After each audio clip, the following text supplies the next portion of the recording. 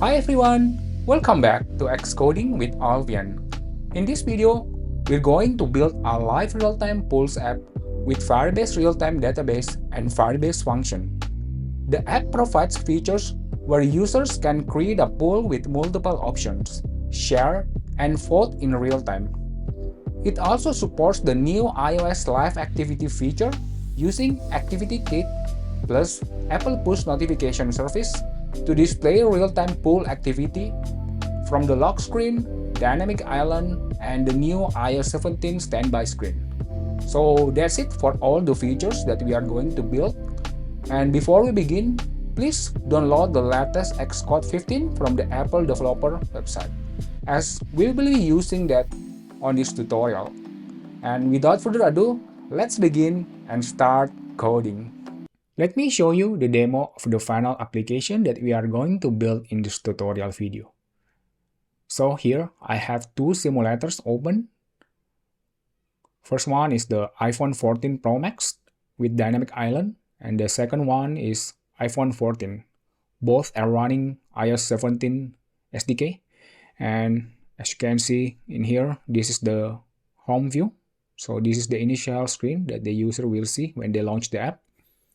And here we have the section showing the latest 10 live polls. Currently there is only one, best desktop OS. So any change made to this poll will be reflected in real time to all the devices. As you can see, it is shown in those two simulators. And here we have a section where the user can enter the shared poll ID and then join it. And we have a create a poll section with the options. So let's create a poll. Best mobile OS. First option is iOS. Second one is Android. And then let's create a poll. Submit this. Nice. As you can see, the other simulator also got the update. Currently there is no voting yet, so the count is 0. So here is the simulator where we created it. It showed this model presentation. So let me vote. Nice. So the chart got updated with the animation in here. And as you can see, any change that I made in this simulator also got reflected in other devices as well in real time using the Firestore. Okay. And now let me go to the home screen. As you can see in here, we have this dynamic island showing the state, the latest option, as well as the count. So let me go here and then update this. Nice, as you can see, it got updated. Also, when I hold this, it will show the expanded state. And let me update. Nice, it got updated in real time as well. So if I go to the lock screen, let me show the lock screen. As you can see, this is the lock screen as well, where we can update. Nice. So it will be updated in real time. So this is using the LiveActivity plus Apple Push Notification Service to push the update to the other devices using the push token. Nice, right? So other one feature that is new in iOS 17. So basically we can also show this in the standby. As you can see, disable. Let me rotate this and tap on this. And nice. So this is the live activity shown in standby mode. So let me update. Nice, it got updated. Slick animation, right? Let me exit the standby mode. Okay, and yeah, that is basically the application that we are going to build in this video tutorial. So we're going to use Firestore real-time database to basically invoke a Firebase function whenever the document in the database got updated, in this case the pool, and it will basically publish all the updated polls to all the subscribed tokens. We're going to also store the tokens inside the Firestore database. So that's it for the introduction of the application. and demo of the application that we are going to build. And now let's just create the project in Xcode. So let's create a new Xcode project. Select iOS template and select the app in here. Click next. Provide your product name. I'm going to give it a name of LivePolls. And as you can see, this is the bundle identifier com.alvianluxury.livepolls. So we're going to need this product bundle identifier later when we create a new Firebase app and register the iOS application. Okay, and select SwiftUI as the interface, select Swift as the language, select none for the storage. Just uncheck include test for now. Click next, select the location that you want to save. Okay, create.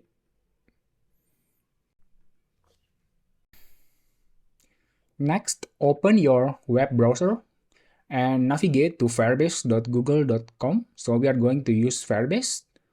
So make sure you register and then go to the console and click add project, enter your project name.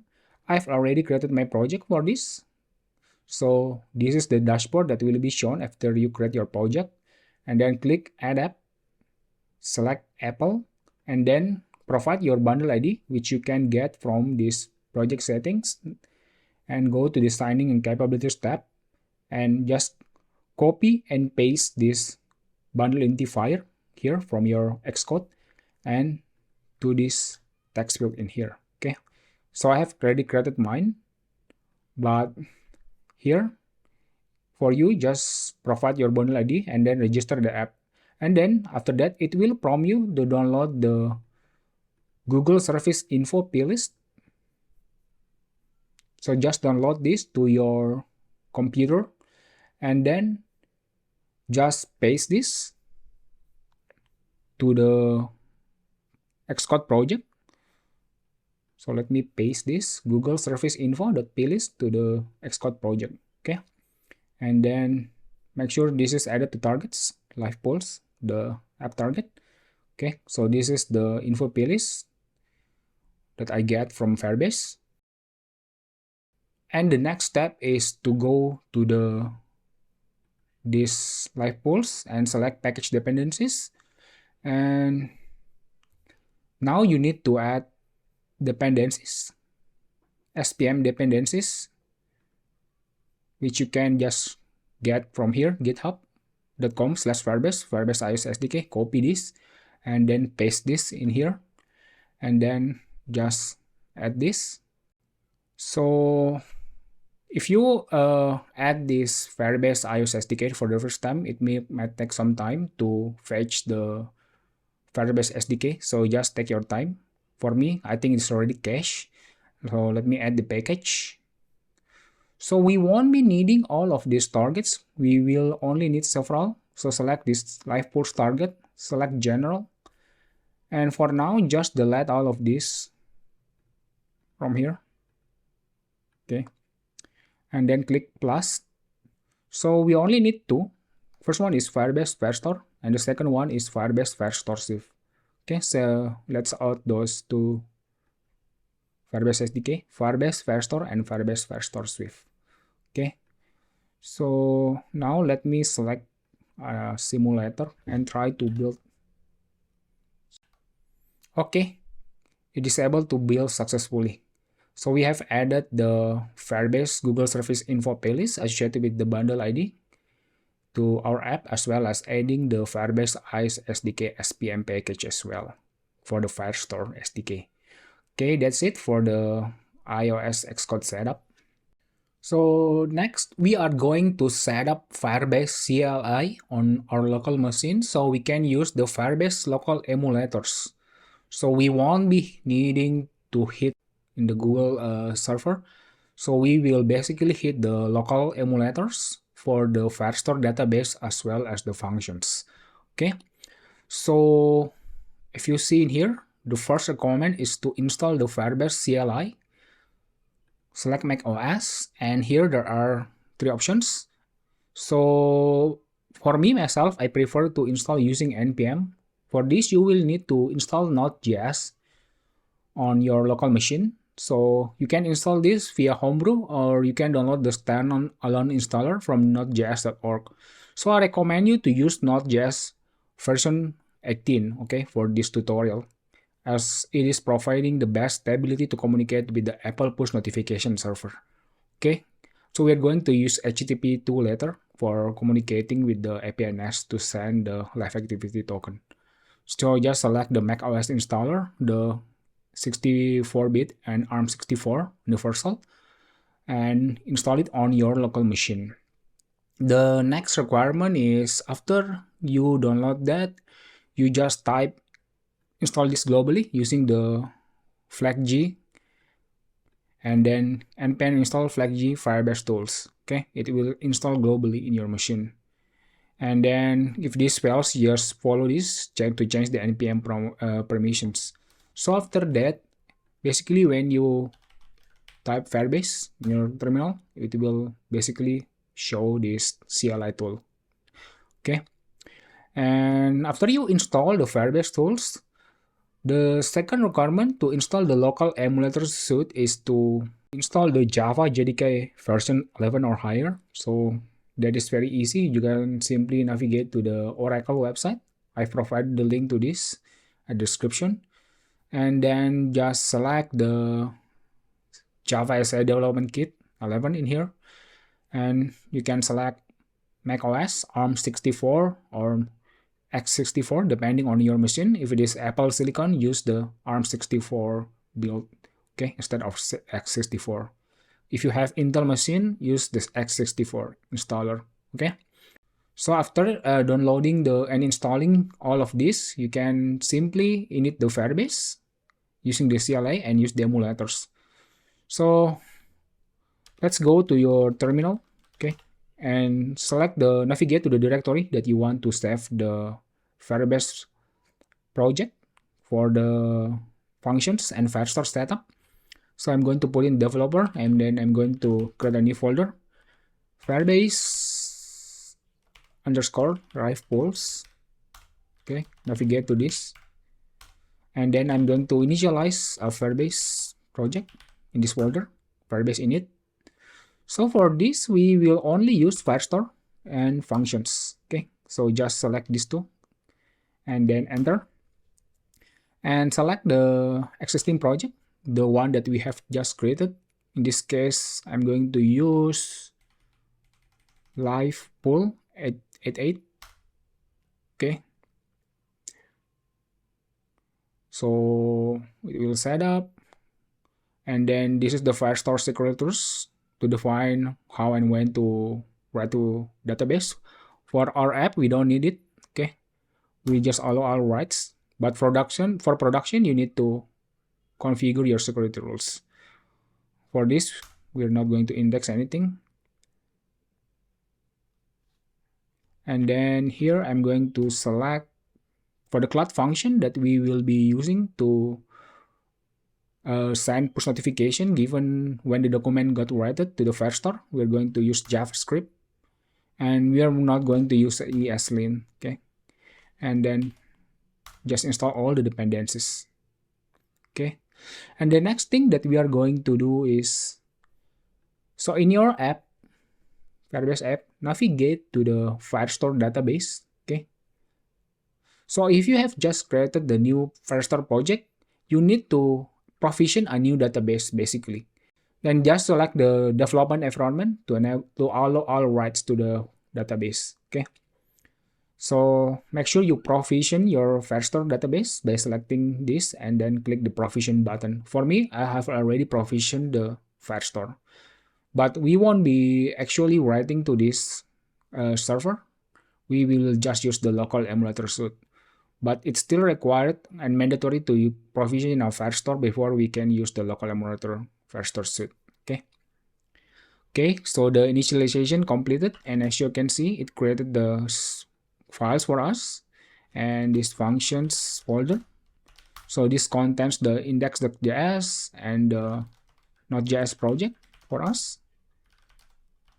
So here, this is the current function. So it just provide this hello world using the HTTP trigger.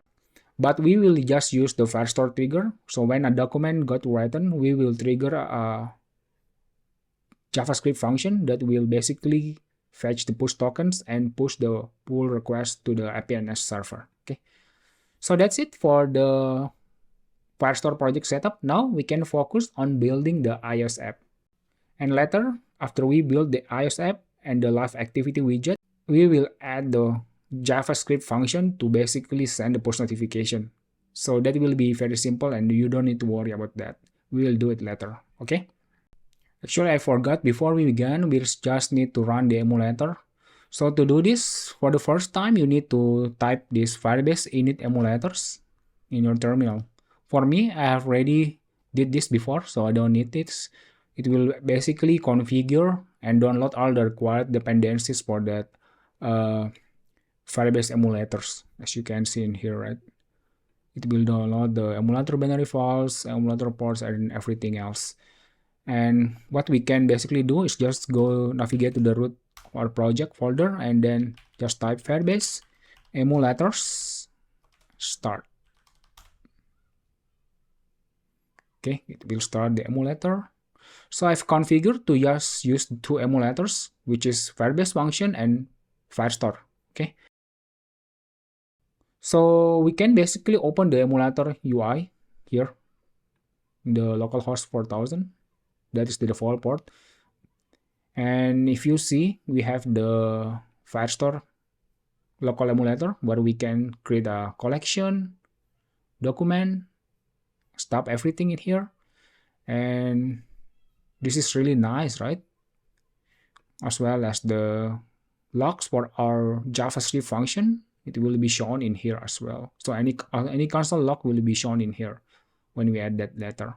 So it will be easier to debug. So let's just open the Firestore emulator for now. Now we need to configure the Firebase when the app launch. So to do that, we need to use application delegate did finish launching with options.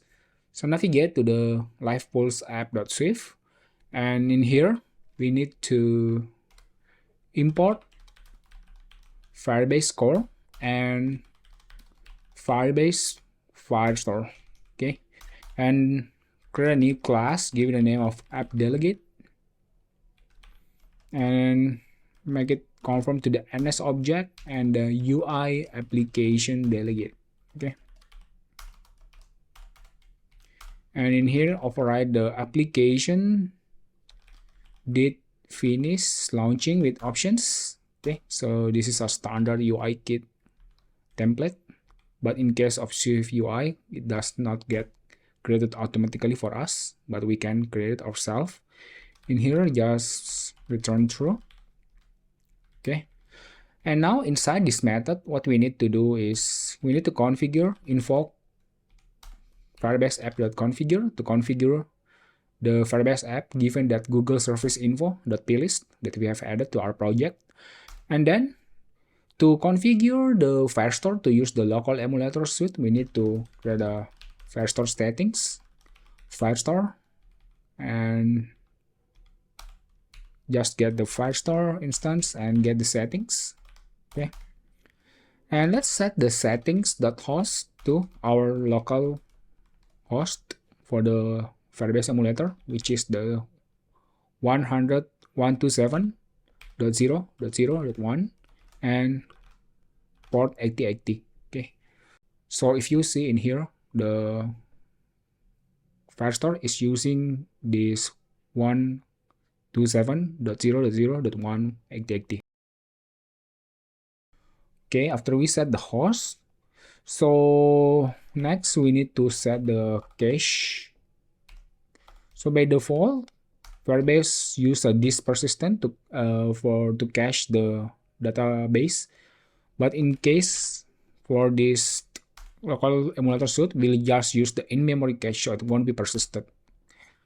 And then we need to use Firestore and set the settings with the new settings that we have created in here. Okay, next, in the LivePolls app, we need to basically use the property wrapper for UI application delegate adapter and provide the class for our app delegate, which is the app delegate.self, and then give it a name of delegate. Okay, and make sure to build. Okay, the build succeeded. We have successfully configured Firebase Firestore to use the localhost emulator. So if you want to use the real server, Google server, just make sure you comment this, right? Settings.host and settings.cache settings. So after you commented this, it will connect to the real Firebase server, okay, that you have created in the Firebase web. Oh, one more thing that I forget. So to connect to the local Firestore emulator, we need to also set the is SSL enabled to false, okay? Because we won't be connect using HTTPS. So make sure to set this to false. And now let me just uncomment this because we are going to use the local emulator, okay? So these are the settings that we need to use for connecting to the local emulator suite.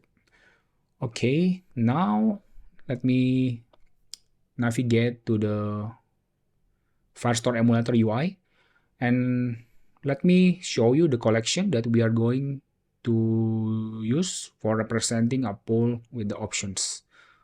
Okay, so basically in the Firestore, we can define a collections. In this case, it will be a collections of pools, okay? And the document ID, which is going to be just a UUID string that we can create locally. And for the field, we are going to have several fields for our pools collection document. First one is created at, so it will be using the timestamp. When we create the pools, we are going to assign it with that value. Second one is the updated at. This is also going to be a timestamp that we are going to update whenever we increment the options or we update the document. And the next one is also the ID. So this will be the same value as this document ID. Okay, we will use this ID to conform to the identifiable in our Swift model. So it can be shown in the SwiftUI list or for each easily. And the next one is the name for the pool. So like best mobile OS in here, the name of the pool itself. And next we have to represent the options, we won't be using the array because currently Firestore doesn't support increment value when using an array. So we're going to use a special Firebase Firestore API where we can use the increment value function. So it is able to increment the counter for the count properly, okay? So it doesn't support array properly.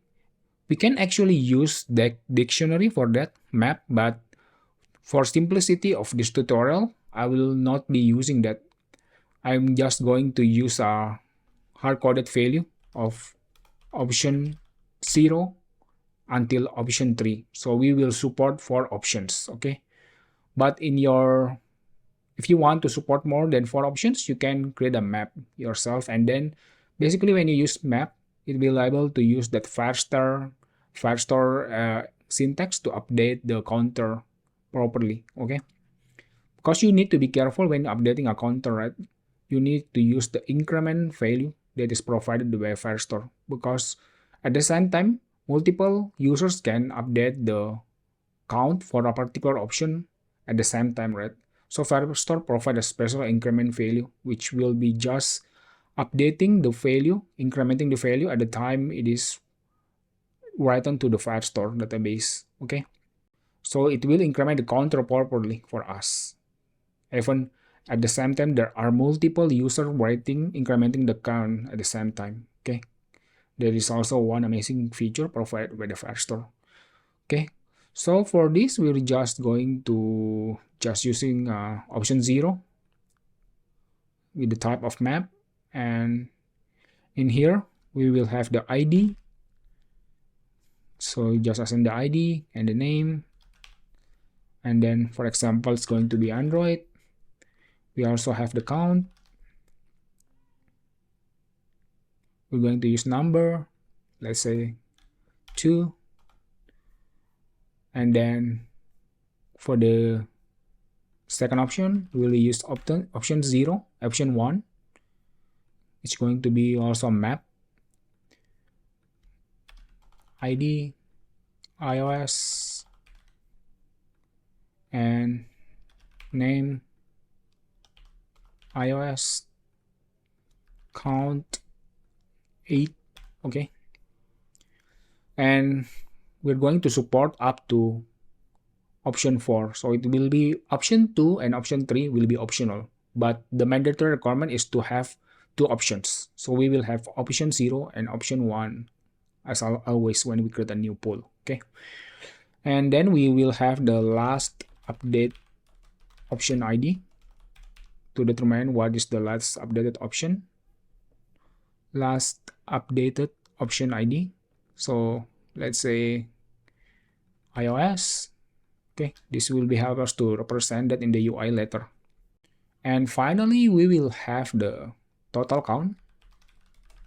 So the total count of all the options, it will be the sum of all of this count for each option. So this is 2, this is 8, it will be 10. Okay, we will also increment this later using the variable store increment function later. Okay, so it's going to be able to increment the total count properly at the same time. Okay, this is all the fields that we are going to use for a document, pull document, created at, updated at, ID, name, option 0, option 1, option 2, and option 3 will be optional. And then last updated option ID and total count. So let's save this. Okay. So it's created this document for us in the Firestore local emulator. Now let's create the model inside our iOS application and then query the data in real time. Okay, so inside this LivePolls folder, create a new group folder, give it name of models, and inside this models folder, create a new Swift file, give it a name of option. So this represent option in a pool. In here, let's declare a struct option. Make it conform to codable, identifiable, as well as hashable. Okay. So for the ID, let's just assign uid.uid string. Okay, so it will assign a unique UID value by default when it got initialized. And second one is count with a type of integer. And next is string name. And next, create a new C file again inside the models folder, give it a name of pool. Okay, this represent a pool. In here, we will be importing the Firebase Firestore Swift. We're going to use a special property wrapper. Okay, declare struct, give it a name of pool, make it conform to identifiable, codable, identifiable, and hashable. Okay, and for the ID, let's initialize it with string. And in here, we will be using server timestamp. So it's a property wrapper that marks an optional Firestore timestamp field to be populated with the server's timestamp. Okay, so basically, let's give a name of created at with the optional type of date. So whenever this value is nil, Firestore SDK will automatically assign a special constant that will be populated when the document is written inside the Firestore database. So the server will provide the timestamp at the time it is receiving the data. Okay, so it's not going to use the local date that we created, because as you know that Firestore itself works offline, right? So in case we assign it with the value that we created when we are offline, the timestamp itself will be invalid, right? Because we will be using the timestamp that when the data is truly written to the server. Okay, so Firestore will guarantee this when we use the server timestamp property wrapper. Okay, and it will automatically convert the Firestore timestamp to the Swift date as well for us. Okay. Next one is the updated at. This will be date optional, and next name string, and total count be integer, and option 0. This will be option. Okay, remember that we have the requirement to provide a mandatory 2 options when we create a poll, later in the UI as well. Okay, option. So I know this is not the best solution. You can use a dictionary options, but you will need to do a lot of manual mapping. Okay, but for this application, I'm going to use a special Firebase Firestore Swift where we can just decode the Firestore snapshot using the codable. Okay, so we're going to use this for now. And also be mindful that we are going to use this poll itself to publish the content state in the LiveActivity push notification. And it requires the size to be less than 4 kilobytes. Okay, so that's why we are limiting the option to 4 as well in this tutorial. Okay, next one is option 2. This will be optional. Okay, and option 3, this will be optional. Okay, and next is last updated option ID. This is string optional, and last updated option, it's going to be option in here. Before we can implement this, actually I'm going to create a computed array for options. Option. So in here I'm going to create a file options, so we know that we will always have 2 options for our pool. So we can just assign the array with the default value of option 0 and option 1, and then we can basically check if the option 2 is available. We can append the option array with the option 2, copy, paste, change this to 3 and 3. Okay, and then we can return the options compute array. And then in here we can basically check, right, using guard let last updated option ID. As it is nil, we just return nil. And continuing on, we can use the array, computed property array, to use first, and we can just basically compare the ID with the last updated option ID. Okay, so that will be the option that we can get. Sorry, this is going to be optional. Okay, now we're going to create a custom initializer for this. Okay, so this is the default initializer created by us, but we're going to modify this. For string, let's provide the default value of UID, UI string. Okay, and then in here we're going to, instead of accepting this option 1, option 2, we're just going to accept options, an array of option. Okay, and basically in here I'm going to add an assertion here, right? Options.count must be greater than equal to 2. If not, we're going to crash the app, and provide number of options need to be greater than equal to 2. We're going to also add the logic to prevent user to input less than 2 options and greater than 4 options. Okay,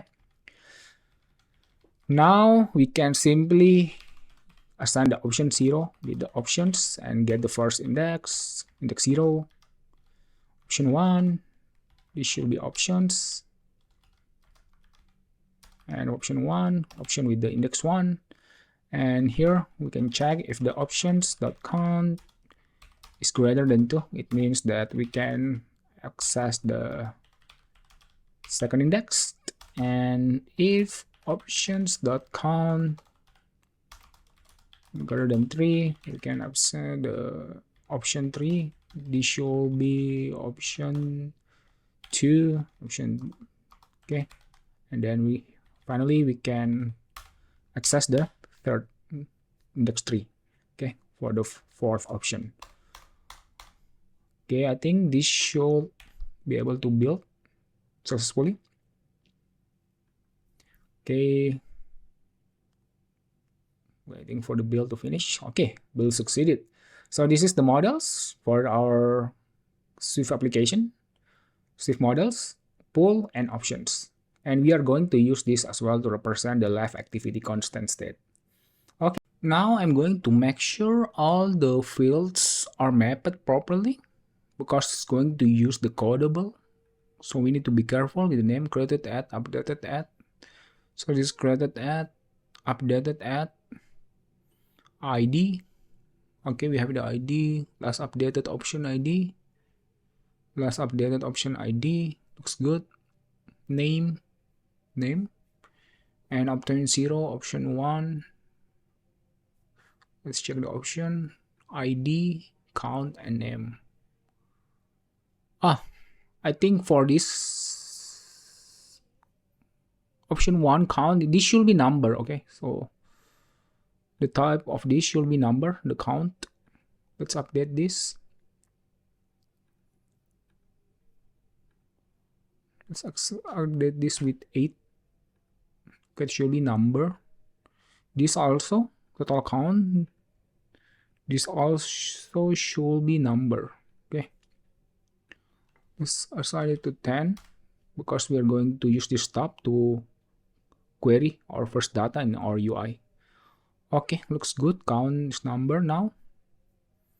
Updated at timestamp, created at timestamp. Okay, now let's go back to our app and query the data. Okay, now let's create a folder inside LivePolls. Give it a name of views. We're going to put all the views in here and create a new SwiftUI view. Give it a name of home view. Okay, we got the home view. Create another folder in here. Give it a name of observables. Okay, we're going to put all the observables inside this folder. And then create a new save file. Give it a name of home VM. Okay, VM stands for the view model. I think this is still a view model. And then inside this home VM, first let's import the Firebase Firestore and import SwiftUI, obviously. And then we're going to use the new observation macro. Okay, declare the observable macro and then declare a class, give a name of home view model, and in here we can simply retrieve the instance to the Firebase Firestore, assign it to the db constant, and then you can just use this firestore.firestore. Okay, this will give us the Firestore instance. Next, create a polls var and then assign it with the array of pool. Okay, empty array of pool as the default value. So to fetch the data from the Firestore in real time, we're going to attach a query listener snapshot. Just create a method in here, and basically we're going to use the func listen to LivePolls for the name. Okay, and then in here we're going to use the Firestore DB, and we're going to use the collection reference.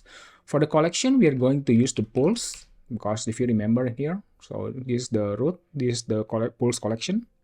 So we are going to refer to the collection polls, and then we are going to use this Firestore's order by descending. So with this, we should be able to ask the Firestore to provide the order given the field of last of updated at. Okay, and we are going to use descending true. Okay, so the latest one will be displayed first. Okay, next we're going to limit to last 10. Okay, we're going to only show the last 10. We're not going to show everything because it will eat up a lot of user data bandwidth, right? And then we're going to use this add snapshot listener. Okay, so for this add snapshot listener, we can simply use this. It will provides the completion containing the snapshot and the error. Okay. In here, we can just simply use guard let snapshot because that is optional. In case it is nil, we're going to basically print, and we put this in new line, print an error fetching snapshot, and then just provide error localized description. It is optional, just provide the full value of error, and then we're going to return. So after we got the snapshot, we can access the documents array using the snapshot.documents, an array of the document snapshot that make this document set. Okay, so we have the documents array. Now we need to map this to the pool, okay, to the pool model. To do that, we can use the pools and then use the docs.compact map. Remember that this is an array, and basically we're going to transform this. So in here, we're going to use try optional and then use the parameter data as. Okay, so this is included the Firebase Firestore Swift library. So we can use Swift decodable to convert the Firebase document to a decodable Swift model. Okay, in here we can simply pass the decodable type, which is the pool.self. Okay, double L pool.self. Okay, so this compact map will remove all the optional in the array. Okay, we got the pools. Now we need to basically invoke with animation and then assign it with the pools and assign the pools property with the pools that we retrieve from the documents. Okay, now to make sure this is invoked in the UI thread, I'm going to add the main actor at the top of the method. Okay, because we have to make sure to update the SwiftUI view in a main thread, otherwise it can cause the app to crash.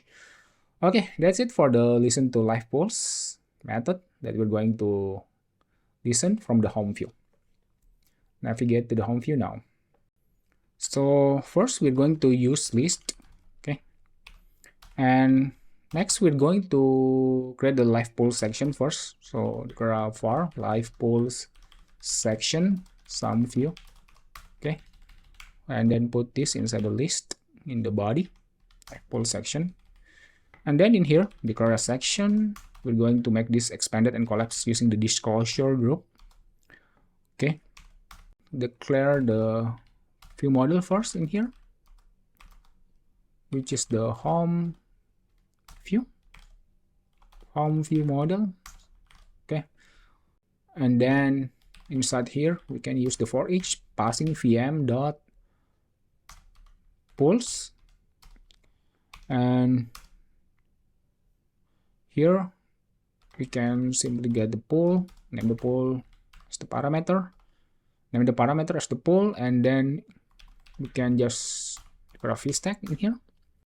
Okay, and then inside this vstack we're going to declare an hstack with the alignment of top. Okay, and then in here we're going to assign the pool.name, adding a splicer, and then set the image system name to chart.bar.x-axis. Okay, and then we're going to show the string pool.total_count. Okay, and then we're going to check if let timestamp updated at equal to pool.updated at. In this case, I'm going to show an image with the system name of clock.fill, and then I'm going to show the updated at using the style of time. Okay, and then missing arguments. Oh, we need to provide a title for this.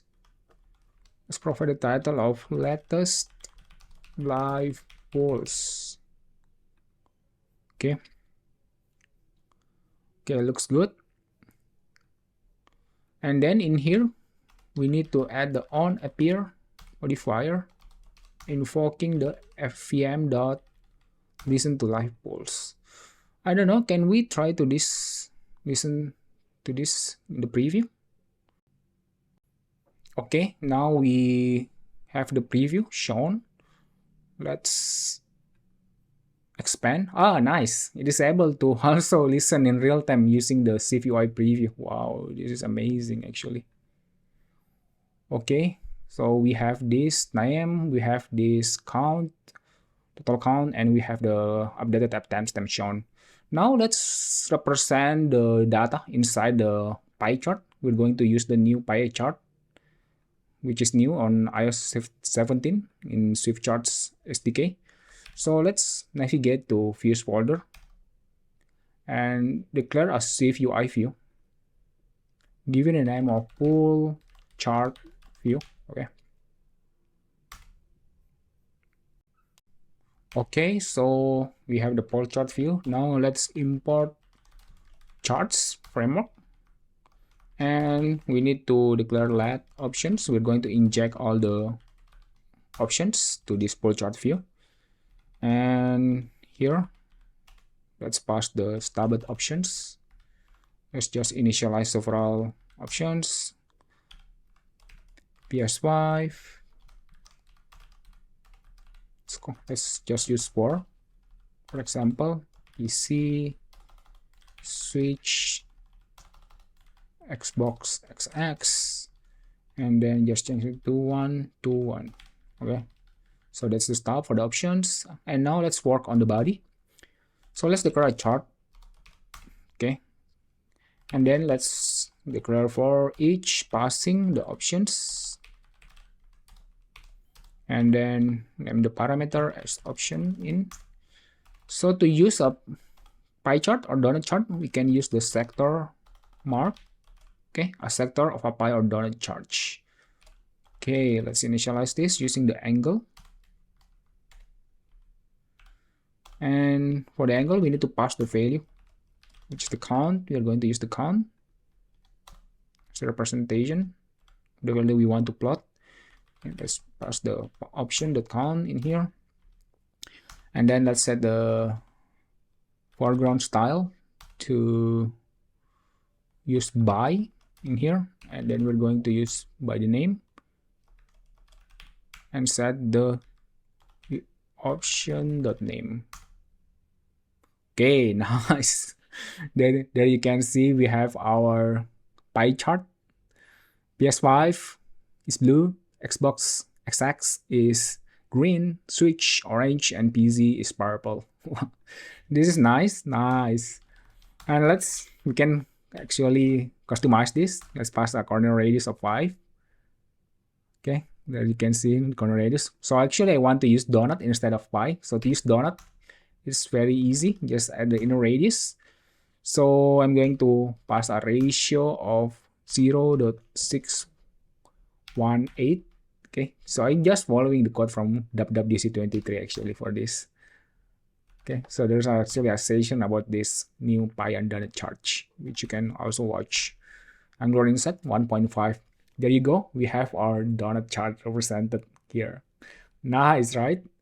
Okay, that's it for the poll chart view. Now we can use this inside our latest poll section in the home view. Okay, so below the H tag in here, we can simply declare the poll chart view options. We can pass the poll.options property. And let's see. Nice, there you go. But actually I want to limit the frame height. So I'm going to limit the height to 160. Nice, this looks good. We're now able to show the latest LivePolls in real time, right?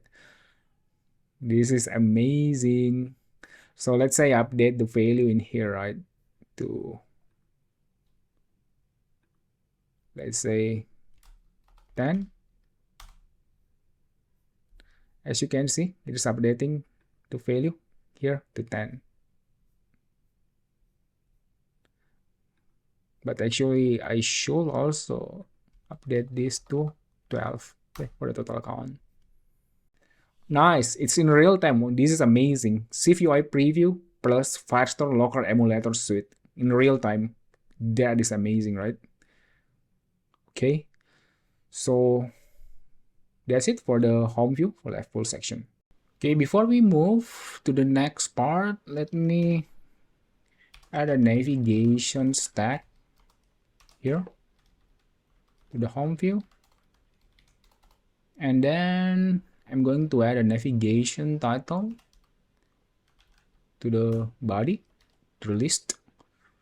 I'm going to pass XCA LivePolls, but you can pass any title that you want. Okay, maybe you want to pass your own title. And then inside the LivePolls app.swift, I'm going to also wrap this content view inside a navigation stack.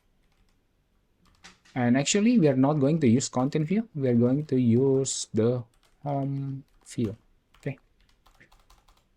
And we can simply delete this content view.swift. Okay. Okay. Next, let's create the create polls section inside our home view. And here at the bottom below the LivePolls section, create a new var, give the name of create polls section some view. Okay, record section. And before we continue, let's put this below the LivePolls section inside the list create poll section. And now we need to move to navigate to the home view model to put all the bendable properties for the text field as well as the method to add the poll and options to the Firestore. First, let's declare an error with the type of string optional. This will be used to show an error in an alert in case it fails to read to the Firestore database. And next one is the new poll name string, which we're going to bind this to the new poll, to the poll text field, poll name text field letter, the UI. And next one is the new option name, also going to assign with the default value of empty string. And next one, we're going to have an array, new poll options. Okay, this is going to be an array of string with the default value of empty array. Next, let's also have a is loading with the default value of false. We're going to set this when we write data to Firestore.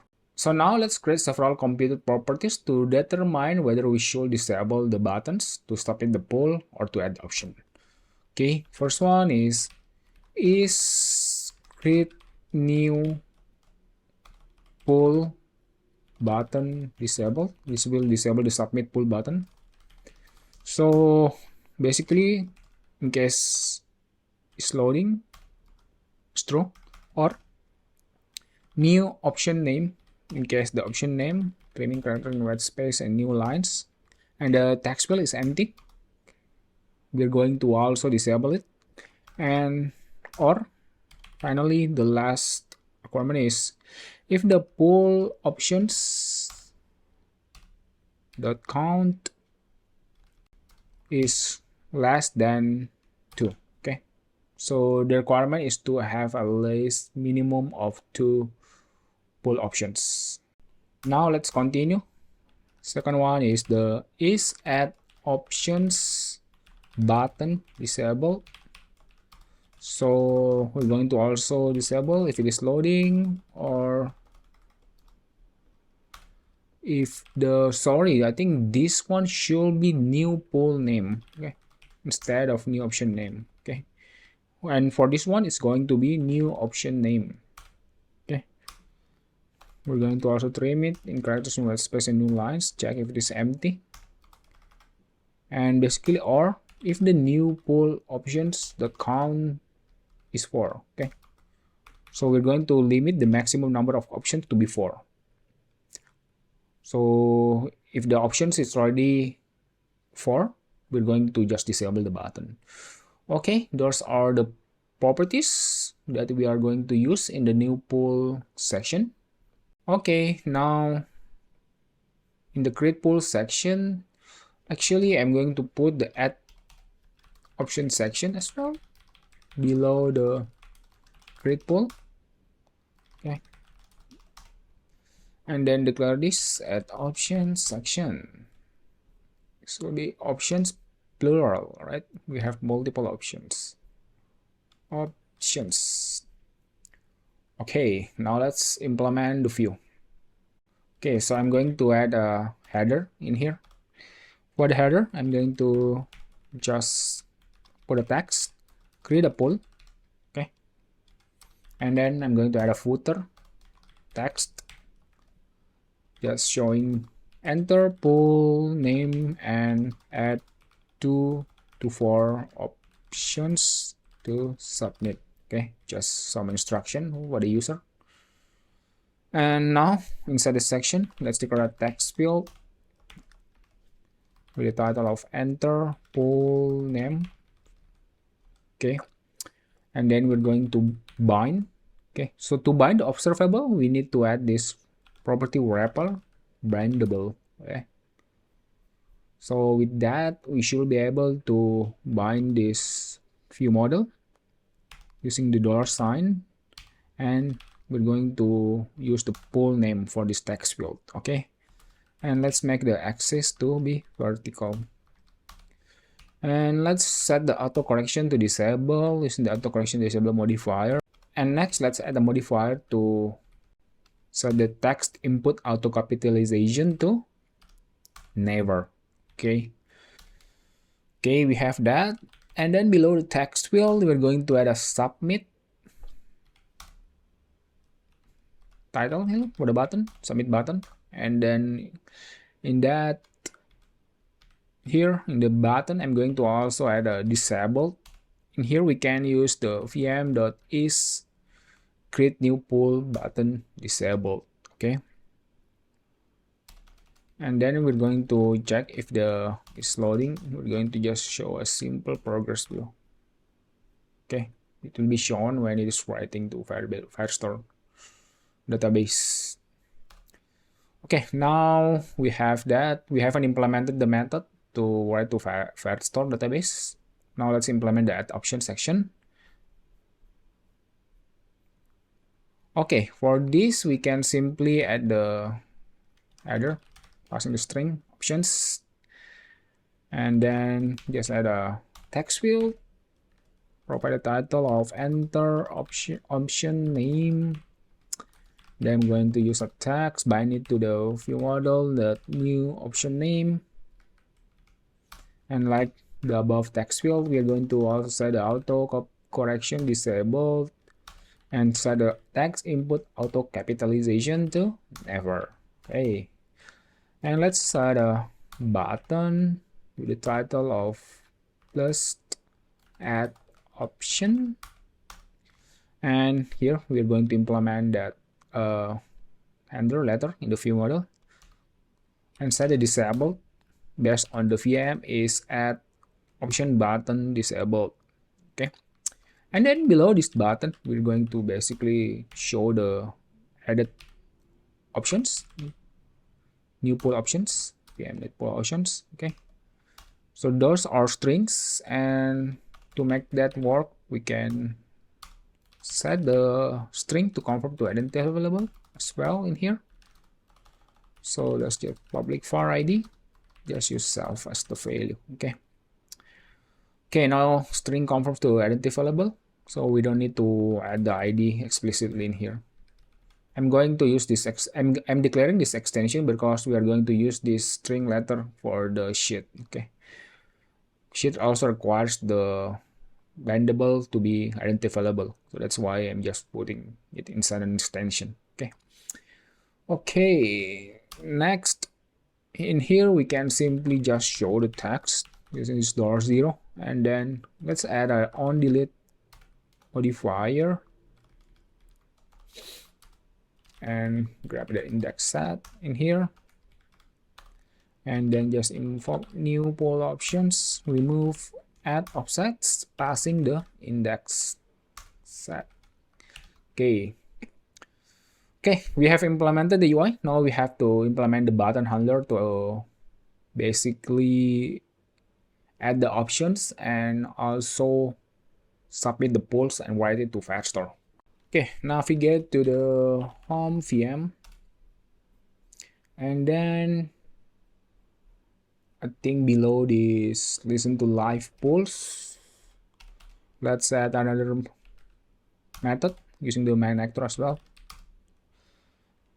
So let's create a method named create new poll, make this async. Okay, and basically in here set the is loading to true, and let's add a defer. Okay, the defer just set the is loading to false.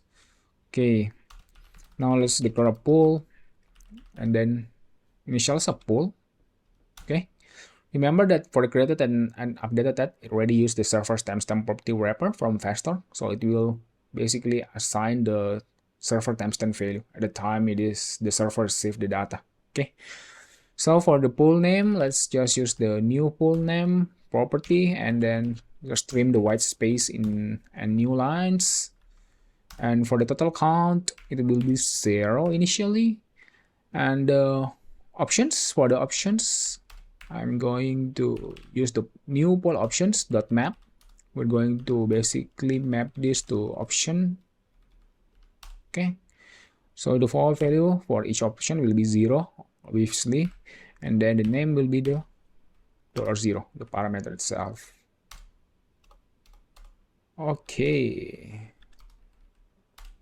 that's it. We have the poll. Now let's use do try catch, and then catch just set the error to error.localized description, and then do let's just invoke try db document. Okay, in here we need to provide the reference to the collection and document. The collection will be the polls collection, and then we're going to add this slash. We're going to pass the poll dot id. So the id itself is created in our locally using the uid string. Okay, it will be unique, and then we can invoke the set data. We're going to use this one, so this accepts the encodable protocol instance that conform to the encodable protocol, and we already make our pool model conforms to the codable, so it should work now. Okay, nice, right? We don't need to map manually using the dictionary. Okay, it just works. It accepts the encodable. So that's it. It writes to the Firestore. Okay, and then after that, I'm going to just set the new pool name back to empty for the text field. Then option name also back to empty, and then set the array contain the new pool options back to empty array, and yeah, that's it. And now we have another method to create, which is the add option. Okay, add option, let's not forget. So in here we can simply set the self new pool options, append it to the new option name. Okay, and then trimming characters in white spaces and new lines. And after that, let's set the new option name text field to empty. Okay, we have these two methods. We can basically go back to the home view, and then inside the create poll section button, we can simply invoke. So remember that this is async, so we can just do the detach task, and then invoke await VM create new poll. Okay, this is a method. Okay, and then in the add option section, we can simply invoke VM add option. And before I forget, let's navigate to the list, the body, and then below the navigation and below the list, let's add a alert. Okay, let's pass error in here, and then for the is presented, we can assign the binding of constant if the error is not nil. And then inside we can simply just show the message, okay, showing the vm.error. And then because it's an optional, let's just put a default value of an error occurred. Okay, let's build. Okay, build succeeded, and let's refresh the preview. So now let's just try it using the preview. So create a pool. Let's also expand this. Pool name best mobile OS. For the option, let's add iOS, add option. As you can see, submit button is still disabled because it requires minimum of 2 options. Second one is Android. Okay, and as you see, we have the submit button enabled because we have met the minimum requirement of 2 options. Now let's add several options like Windows Mobile. Okay, and maybe Migo. Okay, add this. Nice. As you can see, we have already met the maximum requirement of 4 options, so it disabled these add options, and the submit button itself is enabled. So let's submit this. Nice. It is created the polls in the fast store, and based on this live snapshot listener, it shows the best mobile OS poll that we have just got created. So the count will be 0 for all of the options as well as the total count. Nice, right? Also, to verify, we can check this inside the Firebase Emulator suite, the local one. So it created this for us. Option 0, iOS, option 1, Android, option 2, Windows Mobile, option 3, Migo, right? That is amazing. Count its number. So I think everything looks good here. Created at the timestamp, ID is string, name is string. And we haven't updated that with the timestamp. Okay. Next, let's create the view for the poll, a single poll where the user can vote for option. Okay, so inside the views folder, create a new SwiftUI view, give it a name of poll view. Okay, and also in the observables, create a new Swift file, give it a name of poll VM. Let's start from the view model first. First one is let's import Firebase Firestore and SwiftUI and the observation. And let's add the observable in here, and we'll create a class, the correct class name pool view model. And here let's declare a let db, and let's assign it with the Firestore to get the Firestore database. And let's inject this with the pool ID of string, and let's declare a pool. This will be optional because we're going to listen to the snapshot in real time from the Firestore. Okay, default value will be nil. And let's create an initializer for this. Okay, now we have this class, and let's create a method using the main actor here, and then listen to poll. Okay, so in here we can simply use the database and then get the document path. So it's going to be inside the polls collection, and then at slash we're going to use the poll ID as the document ID in here, and we can simply use this add snapshot listener. Okay, it's going to pass an array, so snapshot and the error.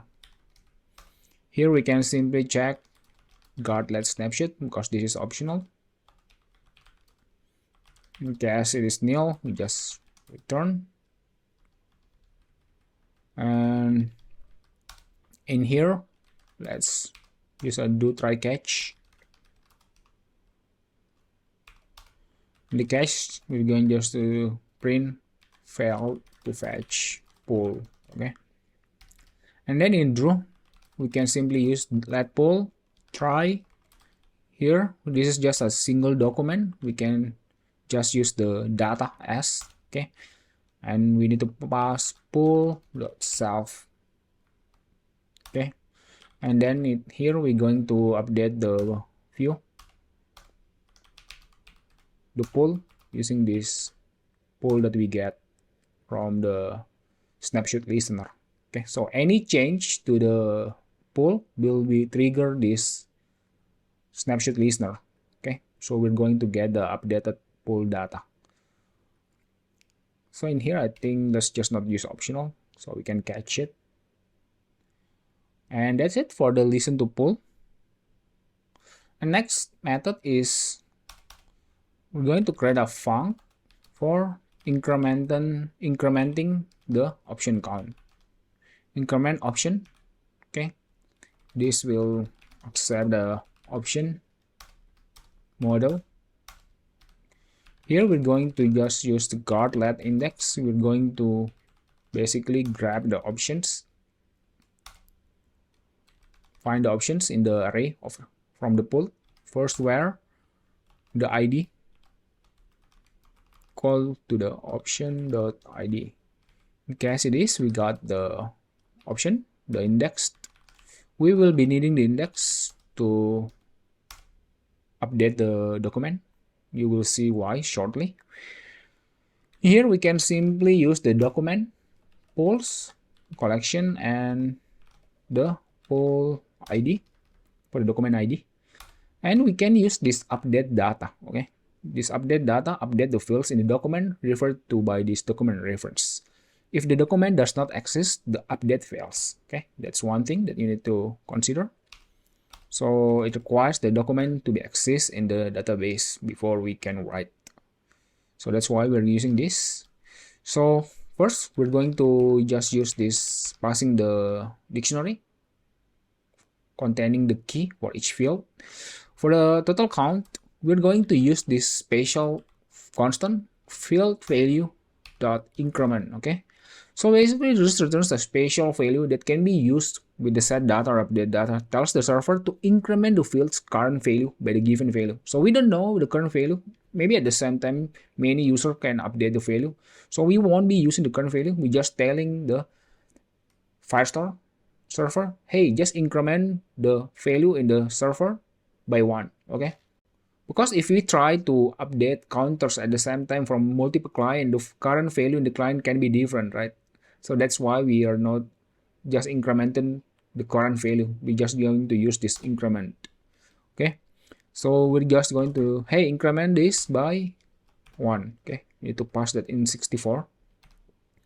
And to update a specific option, increment that, we're going to use this option. Okay, and then given the index, okay, we can pass the index in here, and then we can access the map prop field in here. So we want to update the count. Okay, so if we try to put the options inside an array, this won't work, right? We cannot just update a single element in an array. So that's why we are using map. Okay, and then using that option 0, option 1, option 2, option 3. So actually there's another way if you want to have more than 4 options, to just put all the options inside a dictionary, but that requires another mapping, and for the simplicity of this tutorial, I won't be doing that because I want to use that decodable, okay, and encodable. Okay, now for this, we have this index. You can just use this option. If you see in here, option 3, option 2, so the index will be between 0 until 3, okay, and then update the count with the same constant that we are using here. Hey, increment this by 1. That's it. Basically, it will update the counter properly. Even at the same time, there are many users incrementing the count. Okay, it will just work. And next one is the last updated option ID. In here, I can just set the option.id. And next one is the updated at. Here We're also going to use a special value, which is the field value dot server timestamp. So basically, we'll use a server generated timestamp in the written data in the server. Okay, at the time it is written in the server, we will use that value. Okay, there you go. We have this, and this actually provide a completion closure of error. Okay, in the completion closure, we can simply just print error dot localized description. Okay, and just provide an empty string for the if it is nil. Okay, that is for the increment option. Let's try to build. Okay, the build succeeded. Now we have all the logic required to implement the pool view. Now let's navigate to the pool view to implement the view. So declare a var VM pool view model. Okay, and in the preview we can just initialize this passing the pool ID. For the pool ID, we can use this one that we have created in here. So just copy this Command A. Okay, you can use your own pool ID in your machine, okay, because it will be different. It's not going to be the same, right? Okay, we have that pool ID in the preview. Now let's just implement the body in here. So first, I'm going to use a list and then just declare a section in here. And just put a v-stack of with the alignment of leading, and then just show the pool ID.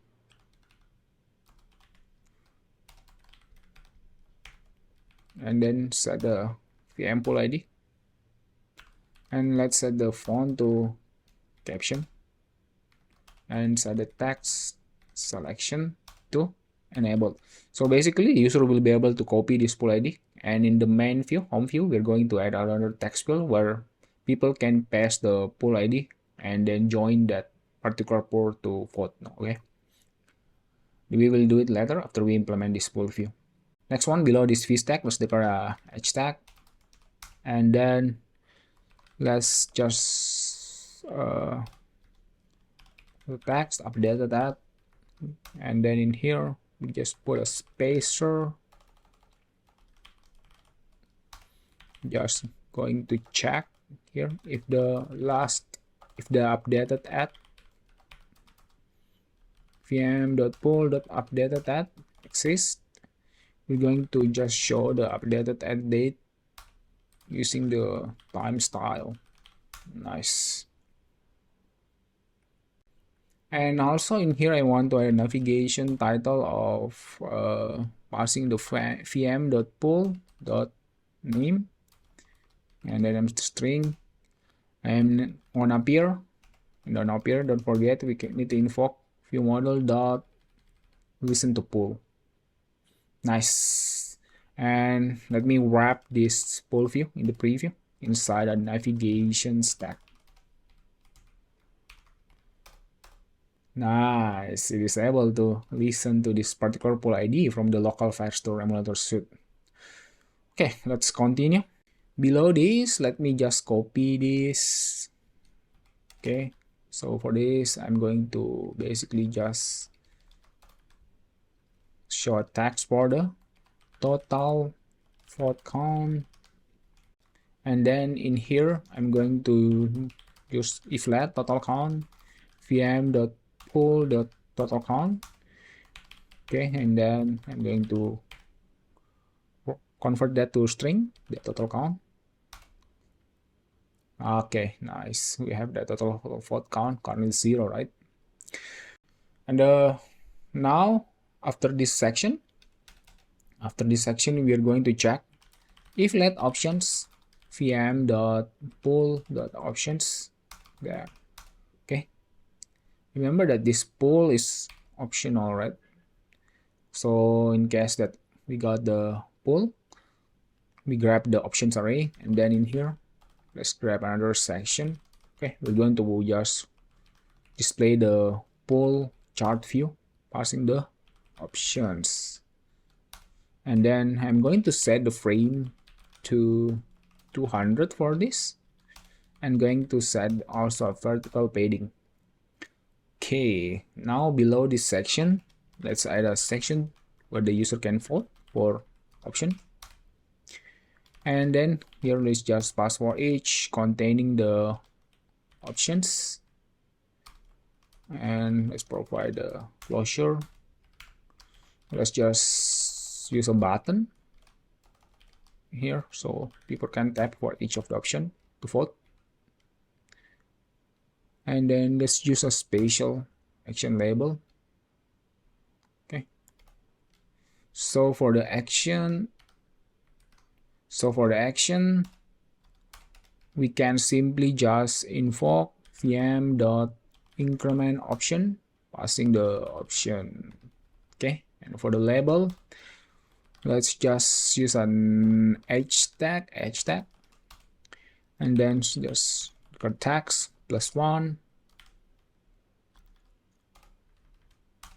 and then just show the option.name, add a spacer, and then show the option count. Nice, looks good. Now we can try this in the simulator, but actually I made a mistake actually in here. I think in here this is incorrect. This is retrieving the object, and actually what we want is the index. Okay, so we need to use the first index instead of first. Okay, this will just provide us the correct index 0, 1, 2, or 3. Okay, because if we try to pass the object in here, we will basically just write the object. Okay, then that is invalid. We want to use the indexed. Okay, now let's try this. And then in here we can simply +1 iOS. Nice. +1 Android. Wow, nice animation. Windows Mobile, Migo. Wow, this is amazing, man. The animation looks very sleek in that pie chart, donut chart.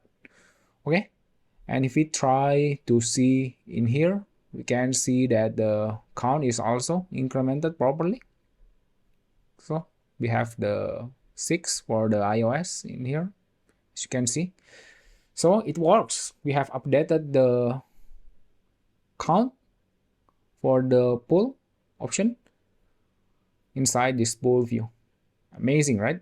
Next, let's go back to the home view, where we need to basically add the on-tap handler for the poll ID to show the poll view modally inside a sheet. Okay, so first we need to go to the home VM and then add another variable in here and give it a name of modal pool ID with the default value of optional string and nil.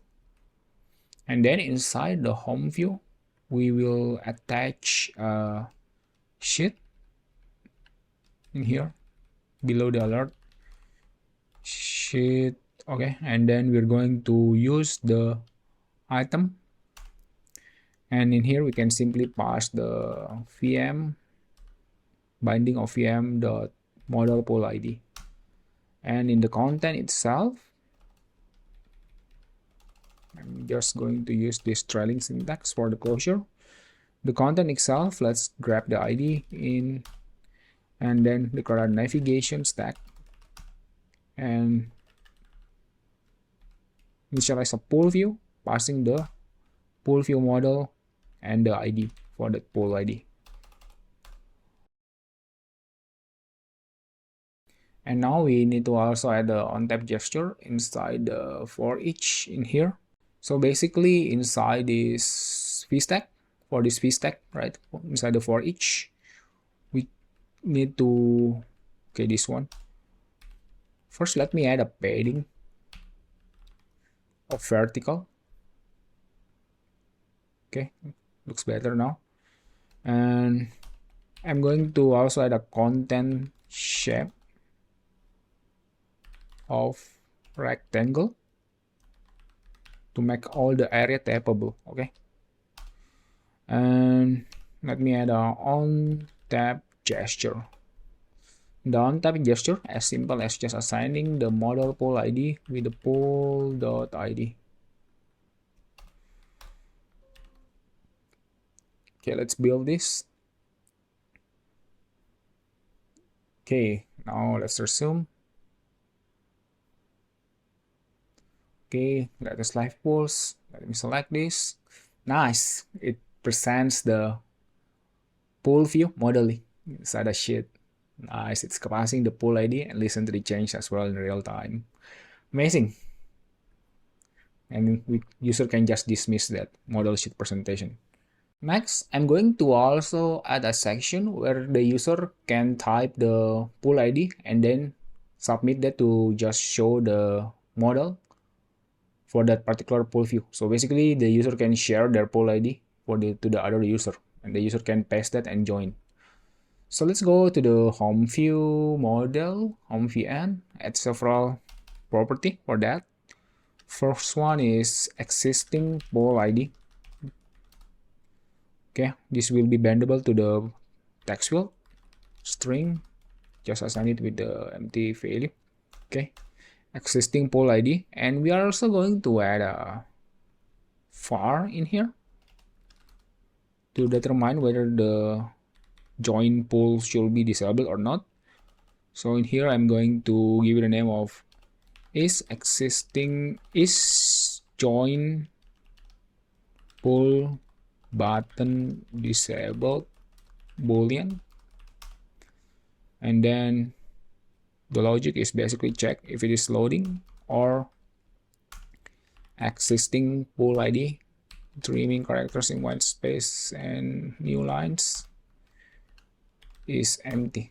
Okay, now we need to add a method to basically check when the user tap on join whether that particular poll ID exists on the database or not. If not, we are going to just show an error, right? So to do that, let's add another method here in main actor func join existing pool. Just set is loading is true, and then defer is loading is false, and then just going to use guard-let existing pool. So we can use this try await. So let's make this async.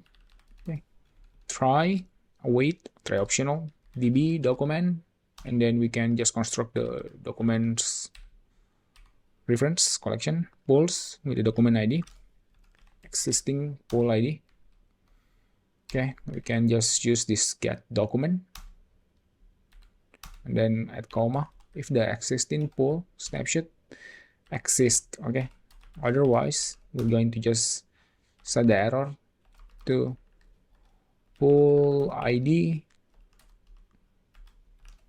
existing poll ID doesn't exist, and then just return.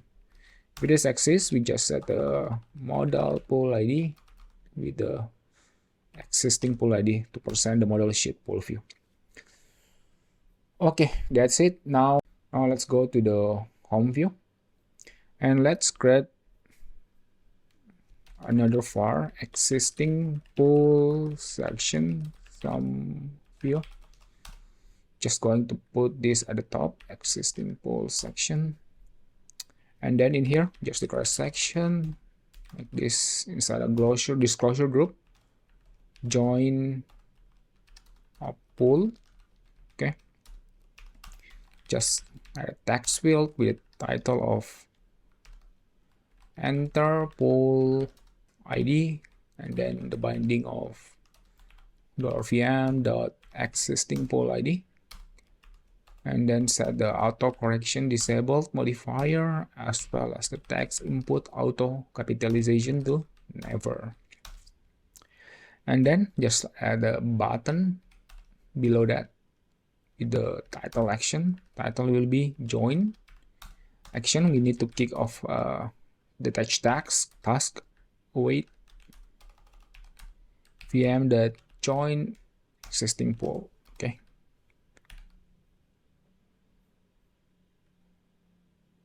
Okay, let's run this. Let's join a poll. Let's just enter a random poll that doesn't exist. As you can see, poll that random poll ID doesn't exist. So let's use the existing one, this one. Copy this and let's paste this.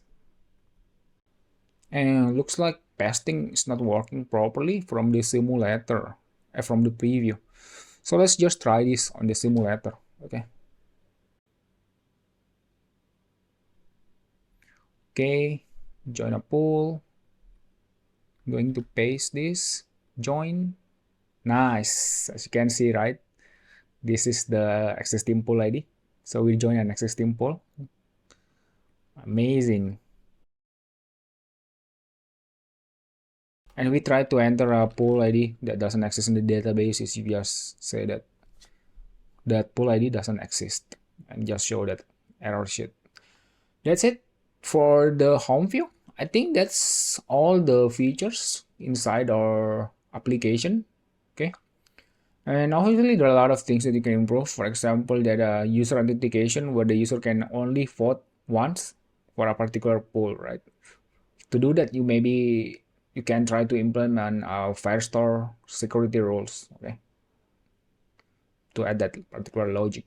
And also using the Firebase authentication for adding the user authentication inside this application.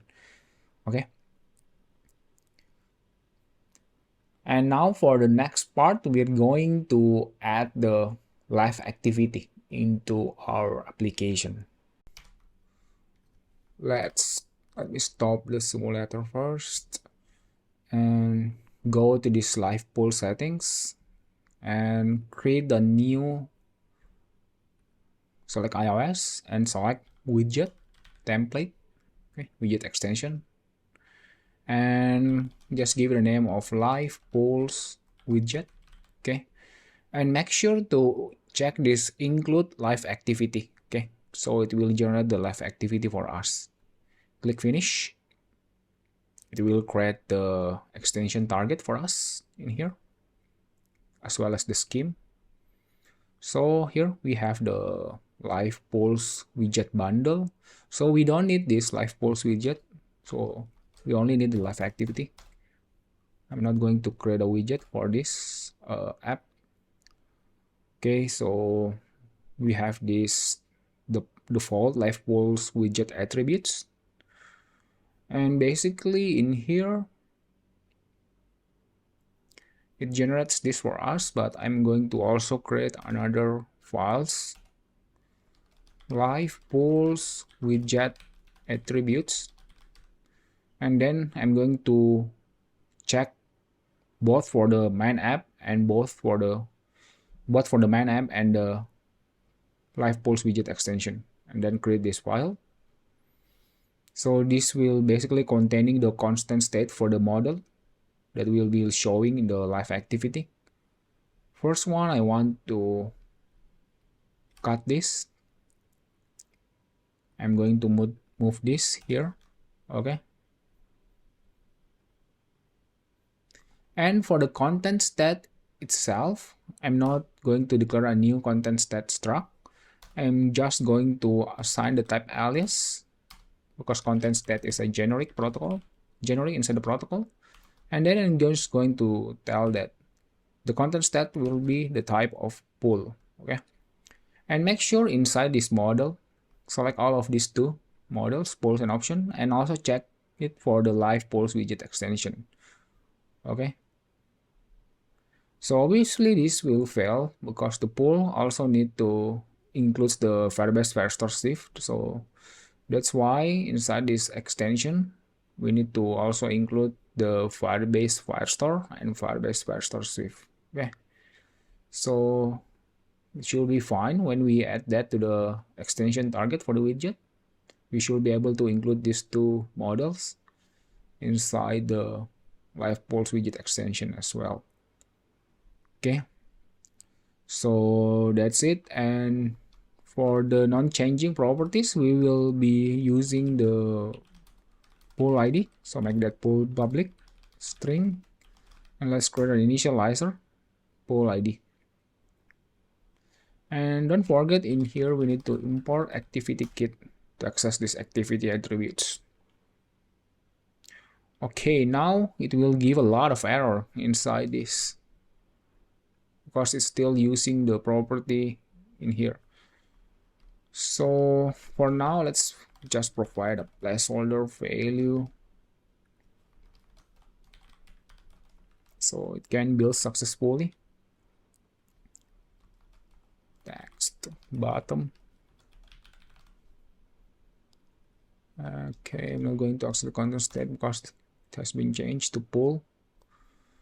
Okay, now we need to also update this. So here we need to pass the pool ID instead of the name. You can just pass console. I'm just going to show the console favorite consoles in the preview. And then for the stubs, I'm going to just copy and paste this to save us some time. Okay, for the stubs, so we have the first and the second. First one is just basically just a favorite console, Xbox, PS5, and the total count is 100. And the next one is we have just updated that. We added by 60. We add so basically the second one we have updated that by 60 minutes advance for the updated that. Total count we updated to 160. Okay, and here we can basically pass the timeline, the content states, the first one and the second one. Okay, that's it for the preview. And before we move on to implement the view inside this LiveActivity, I want to add some config settings. We need to add some signing and capabilities to our app.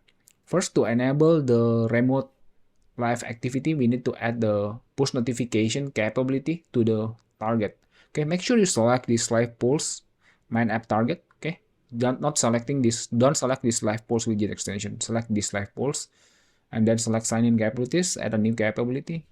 Add a push notification capability to your app. Okay, so it can communicate with the APNS server. Okay, so we have the LivePolls added. So we have the push notification capabilities added to the LivePolls. Next one is we need to add several properties keys to the info list. So actually there are two types of LiveActivity. First one is just the standard one, and the second one is the LiveActivity with the frequent updates. Okay, so for example, if you display a live score or maybe this live polling, we want be able to receive the updates frequently, right? As the user scores got updated, or maybe user are polling for that particular polls. There are many users, so we want to receive frequent updates. Okay, so what we can do is let me just add both of them. Okay, but in reality you just need add either one of them in your app based on your use case. Okay, because if you use frequent LiveActivity updates, it will eat up your battery life as well, right? So some user maybe got distracted with that and just disable the LiveActivity. Okay, so just add this support /activities. Okay, so this is for the standard one. And if you want to also support the frequent LiveActivity updates, you need to add the supports LiveActivities frequent updates. Okay, so make sure to select the value to yes. Okay, so remember, in your app you just need to add either one of them. Okay, not both, but for just example I'm just going to add both of them. Okay, we have that added to the info list. We have the push notification added. So now our app should be able to support the remote LiveActivity update from the Apple push notification server. Now let's just implement the LiveActivity view.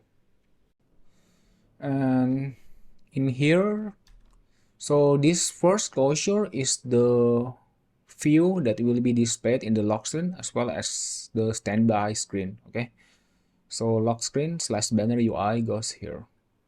So let's just remove all the code inside that, and there's the vstack. Okay, and then in here let's add a padding, okay, to all the edges, and let's add a activity system action foreground color. We're just going to set it to use a black color. Okay, inside the vstack let's assign a declare edge tag. Okay, and then inside this edge tag let's declare context.state.name. This will be the pool name, and let's add a spacer, and then just declare an image with the system name of chart.bar.x-axis, and then here we're just going to show the context.state.total count, and then after this I'm going to check if let updated at context.state.updated at exist in the pool. I'm going to just declare an image first with the system name of clock.fill, and then after that I'm going to declare a text passing the updated at with the style time to the text. Okay, as you can see, this is the preview. Wow, looks amazing, right? And then after that I want to set it a stack frame with the max width of infinity, and set the line limit to all the text to just 1, and I want to also add a padding with the bottom of 4. Okay, and then below this hashtag let's just display the chart view. Okay, so navigate to this pool chart view, and also add the LivePolls widget extension. Check this as the target membership. So with this we should be able to declare the pool chart view passing context.state.options. Nice, as you can see, it is able to render the LiveActivity for us. So this is state 1, and then there is the state 2. Nice, right? So this will be shown in the lock screen, I think, as well on the standby screen as well. So next, let's move on to the dynamic island, and I think to change this we can use this view style, right? We can select the view style that will be shown in the preview. Standby, you see, right? Standby looks nice as well, and can also select the dynamic island, compact, minimal, expanded. But let's just implement the dynamic island view first. Okay, so let's remove the command, and I'm going to also remove this widget URL modifier and the keyline tint for now. We won't be needing that. So for the dynamic island expanded region, right, I'm going to declare a text content state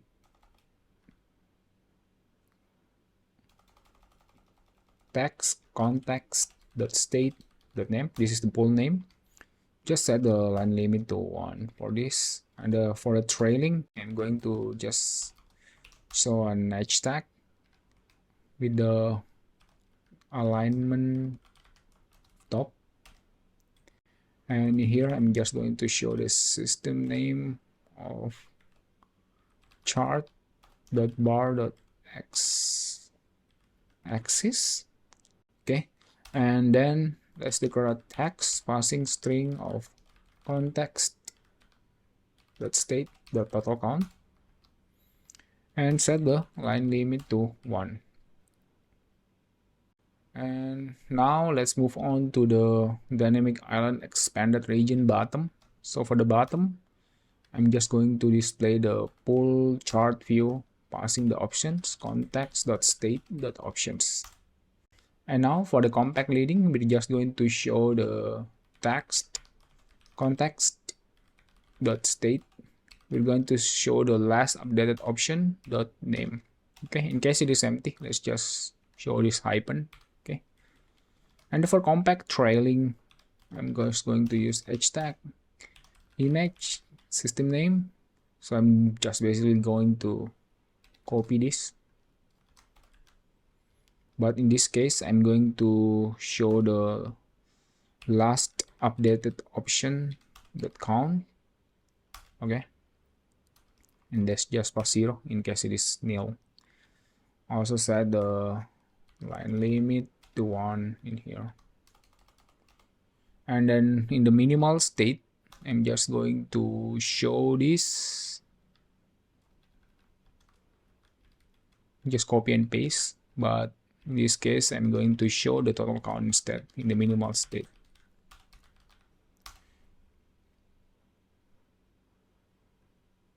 Okay, let's build this and refresh the preview. Okay, there you go. We have the preview. This is in the expanded state. It's a bit truncated here because we have the camera. If the pool name is too long. And so actually we can also play around with this timeline in here. So because this accept the timeline, right? So you can just tap play in here. If you see, it will animate. You can navigate to previews, to next, and then it will be animating the view as well in here when change. Okay, so it looks good on the expanded state. Let's go to the compact state. Okay, that's it for this preview. We have built the LiveActivity view for all the states in here. Lock screen, standby, and then we also show it in the dynamic island, compact leading, compact trailing, expanded, and minimal. Okay, so now let's move on to the part where we'll need to register for the LiveActivity inside our main application. Okay, so we're going to do that in the pool view. So let's navigate to the pool view model. Okay, so inside this pool view model, let's first import activity kit to access the LiveActivity API. And let's declare a new var in here to hold the activity instance. Give the name of activity, and the type is going to be activity. We need to provide the LivePolls widget attributes for the generic. This will be optional. Okay, and then let's create a new method in here, func start activity if needed. Okay, and we're going to invoke this after this. Okay, self start activity if needed after we got the poll. Okay, because this can be invoked multiple times, so that's why it's going to start if it is needed. We're going to add the logic now. So now just use guard let poll and then assign it with the poll. Okay, I'm going to continue only if it exists and if the activity property is nil. Otherwise, we won't continue. So next, we need to request for the activity authorization info. Okay, so there are two: our activities enabled and frequent pushes enabled.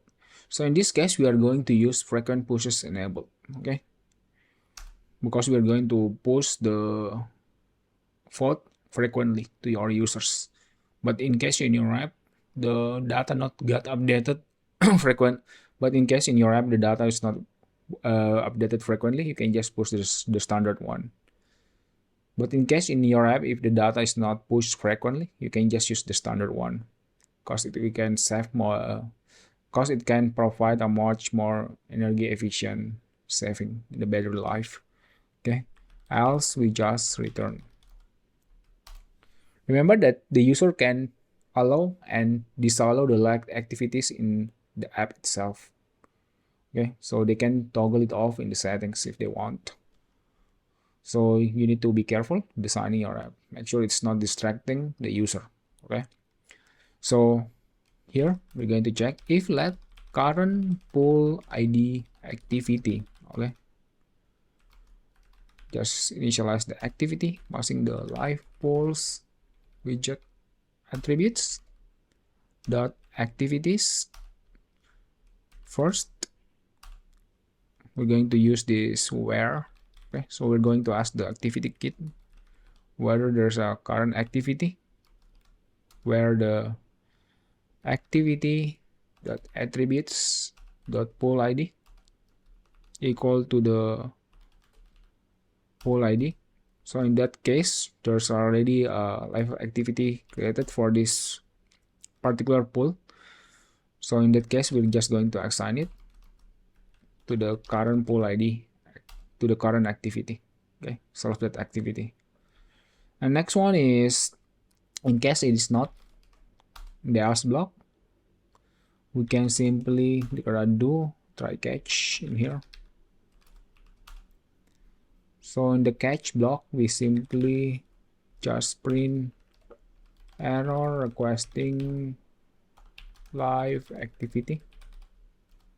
Just print the error.localize description. And in the do, basically to request the activity, let's declare a let first activity attributes. So let's declare the LivePolls widget attributes passing the existing poll ID. Passing the poll ID. And then after that, let's create the activity content state, the initial one. Use the activity content. In here, we need to pass the state and stale date. For the state, we can simply pass the pool. Okay.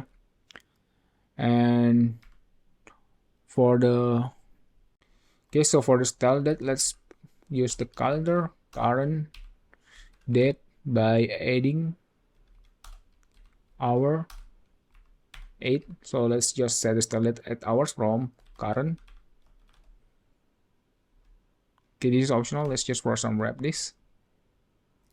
So we have that activity content with the style date as well. And let's set the activity with invoking try activity dot request. So in here, we need to use this attributes content push type. For the attributes, let's just pass the activity attributes. For the content, let's pass the activity content.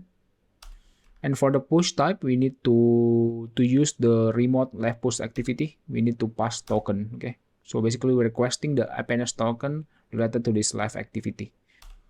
Okay, and then basically in here, let's just print requested a live activity. Okay, and then string describing activity .id. Okay, there we go. So the process to get the token itself is async. So basically we need to await for the token to be sent by Apple. Okay, and the idea is after we got the token, we will basically create a sub collection inside this document. So actually in Firestore, you can create a sub collection inside document containing the push tokens, and we will basically inserting all the tokens as a sub document inside that sub collection. Okay, and that will be triggered by our Firebase function whenever this document got updated. So we will query that push token sub collection, and then we will send the updated polls content state to the APNS. Okay, that we will implement at the end of this tutorial. Okay, so now let's continue. After do the try catch, first let's just retrieve the device ID. We can use this API UI device current identifier for vendor UUID string. Okay, so we will use this as the ID for the push token in the Firestore. We're going to associate the device ID to a particular token. Okay, and then let's kick off a detach task in here, and then guard LiveActivity. Only if it is access, we're going to continue, and then we can just simply use for try await token in activity push tokens updates. So this is an asynchronous sequence you use to observe change to the push token of a LiveActivity. Okay, so remember that push token can change and we need to listen, then update it accordingly to the database, Firestore database. And then here I'm going to get the token parts. I'm going to just map this. So this gives us the data. I'm going to format this to get the hexadecimal string representation format. Okay. So I don't want to make a mistake, so I'm just going to copy and paste this because the syntax can be a bit tricky. Okay, so this is the format %02.2hhx. Okay, so this will get us the hexadecimal string. So this will give us the hexadecimal string that we can push to the APNS.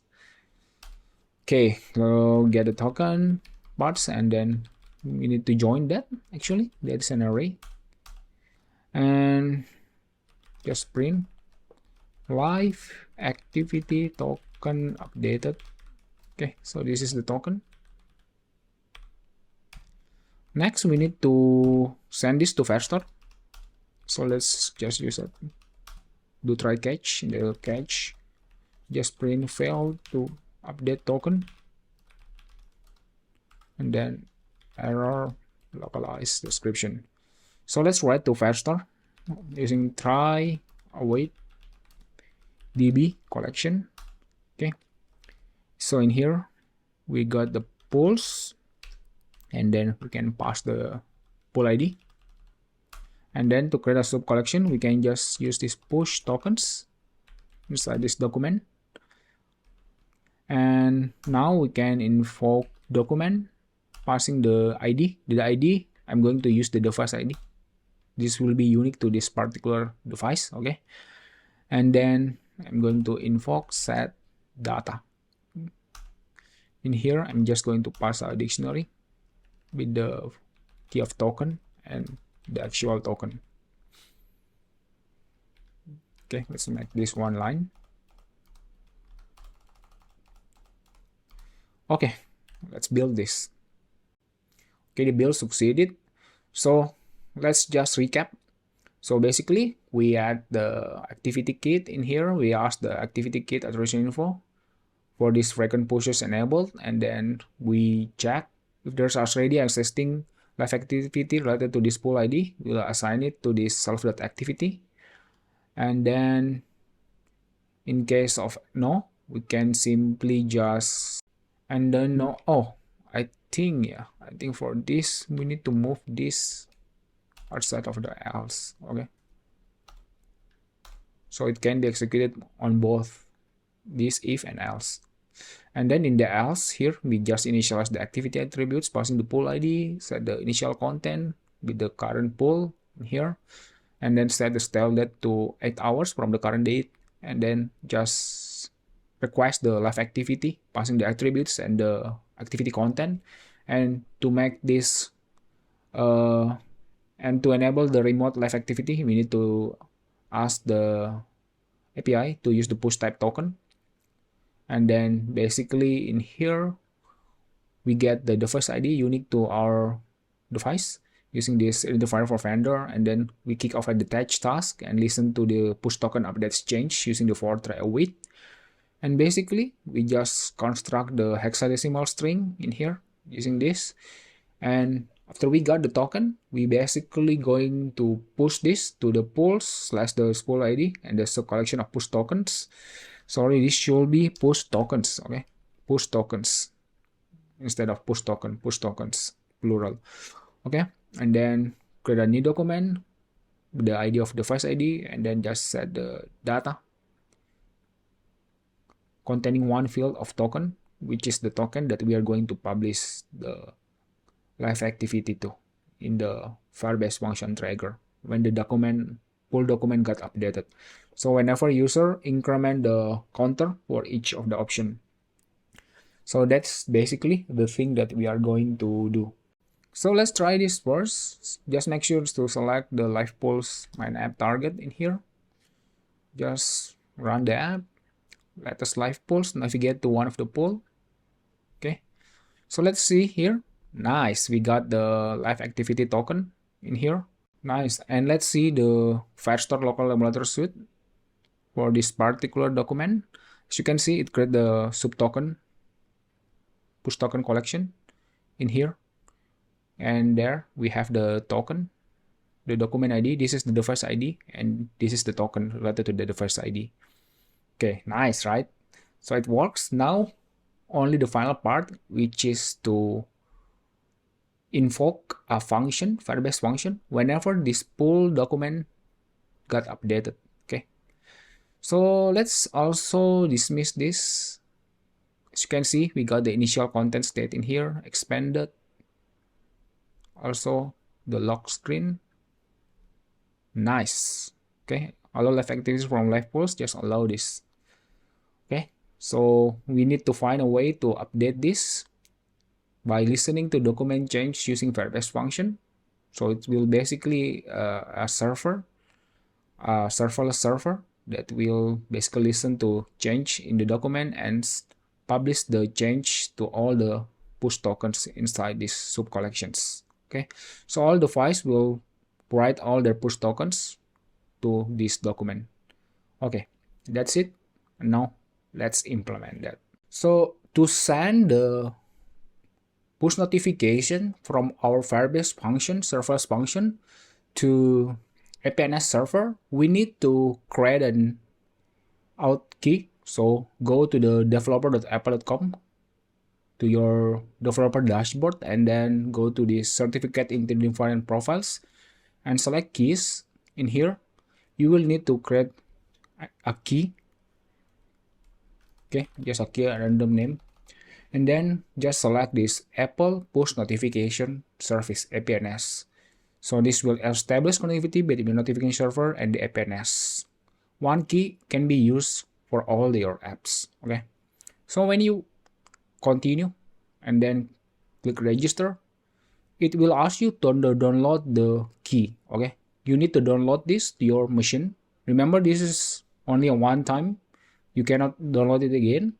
Okay, I have downloaded the key to my machine. Now what we need to do is just to open this. Okay, I'm going to open this Firebase project, and then I'm going to copy the key that I have downloaded and then paste this inside the function folder for the Firebase project. So this is my P8 key. This is contain the out key and the number, this number. Okay, so we are going to use this P8 key to make the authentication to the APNS. We're going to generate the JSON web token. Okay, that's the first step. And now just open any text code editor that you are comfortable with. Here I'm going to use just the VS Code. It provides a good support for the JavaScript. Okay, so let's navigate to the function. First, we need to add one dependencies, okay, which is the JSON web token. We are going to use this to generate the JSON web token given the P8. So let's add this as a dependency using this npm install --save JSON web token. It will add this to the package.json. Okay, and then download it inside this node modules. Now let's navigate to the index.js. Now let's remove all of this. We don't need this. Okay, let's start from the clean state.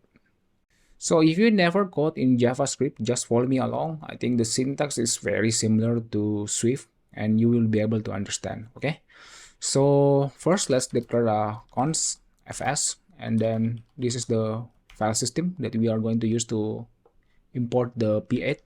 Okay, require fs.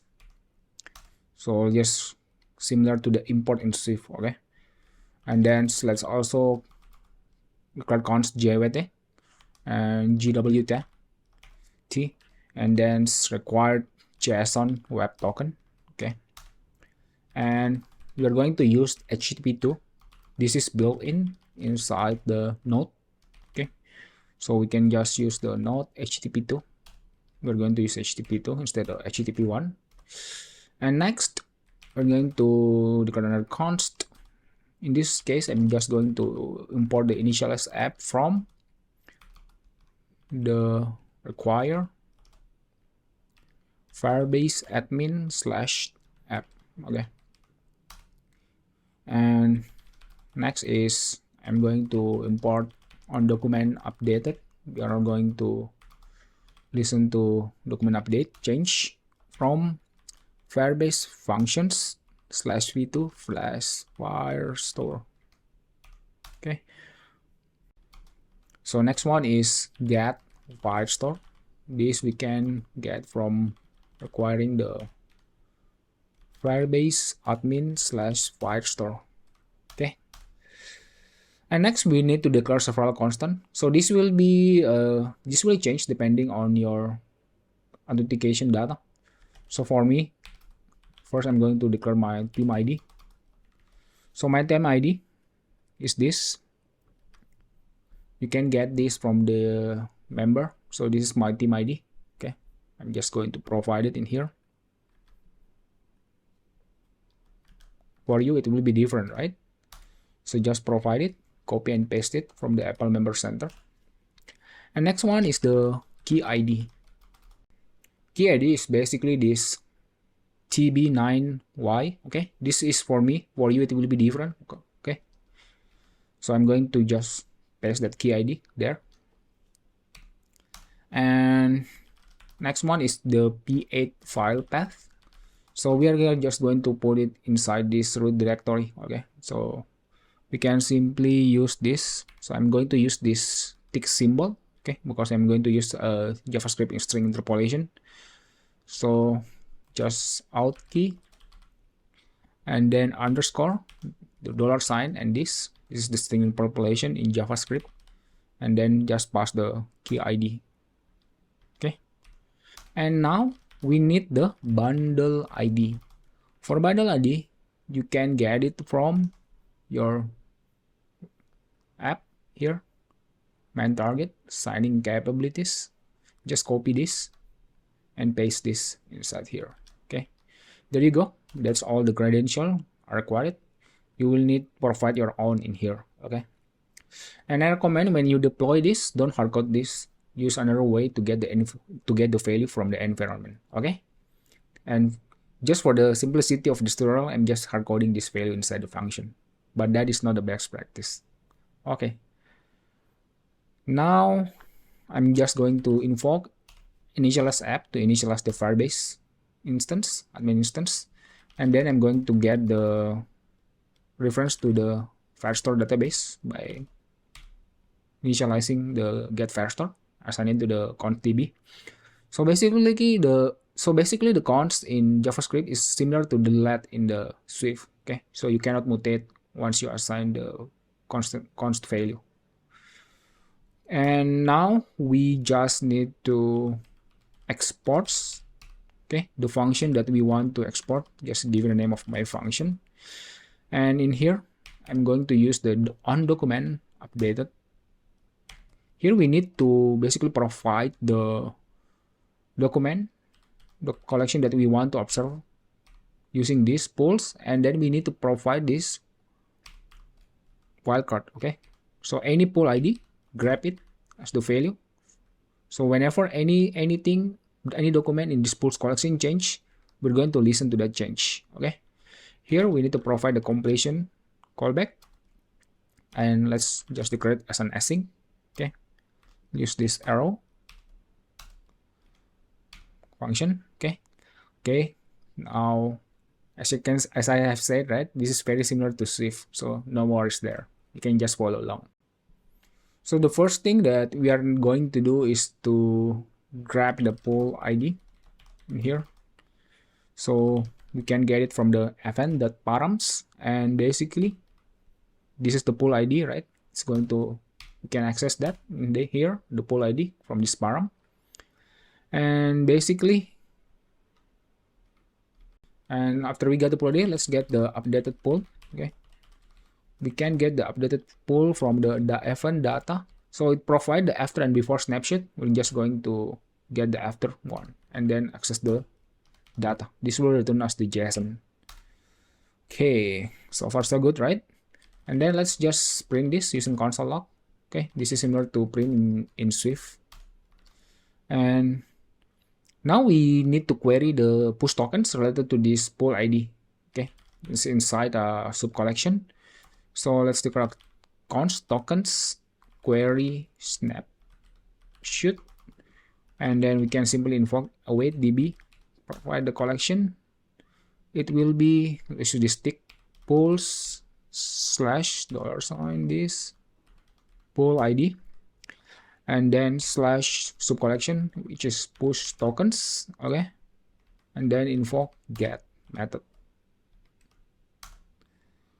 Okay, once we got this, let's declare an tokens. Okay, remember let in JavaScript you can still mutate, right? It's not similar to the let in Swift. Okay, let's just put all the tokens array.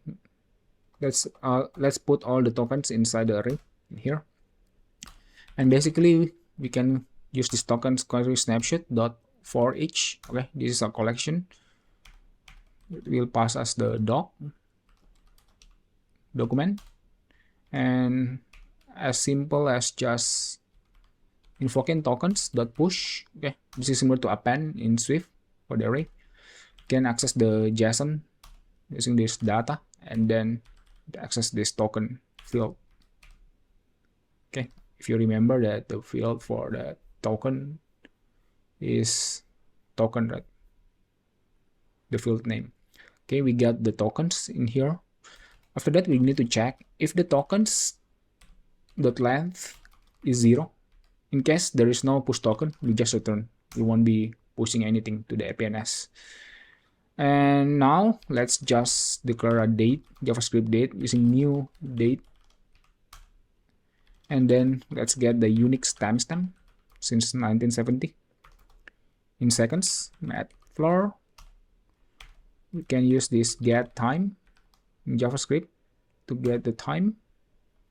Remember, the time in JavaScript is represented as milliseconds, so need to divide this by 1000. Okay, we got that.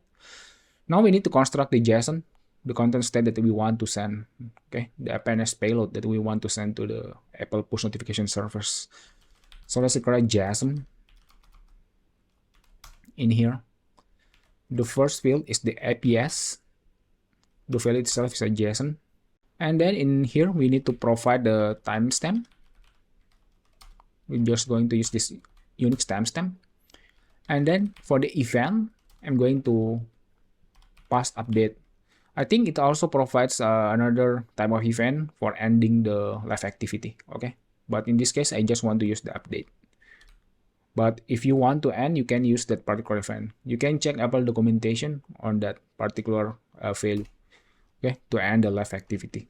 And also I want to set the relevance score to 100 to prioritize this. Okay, you can provide any relevance score that you want if you don't want to prioritize this particular live activity. Okay, so I think 100 is the highest priority.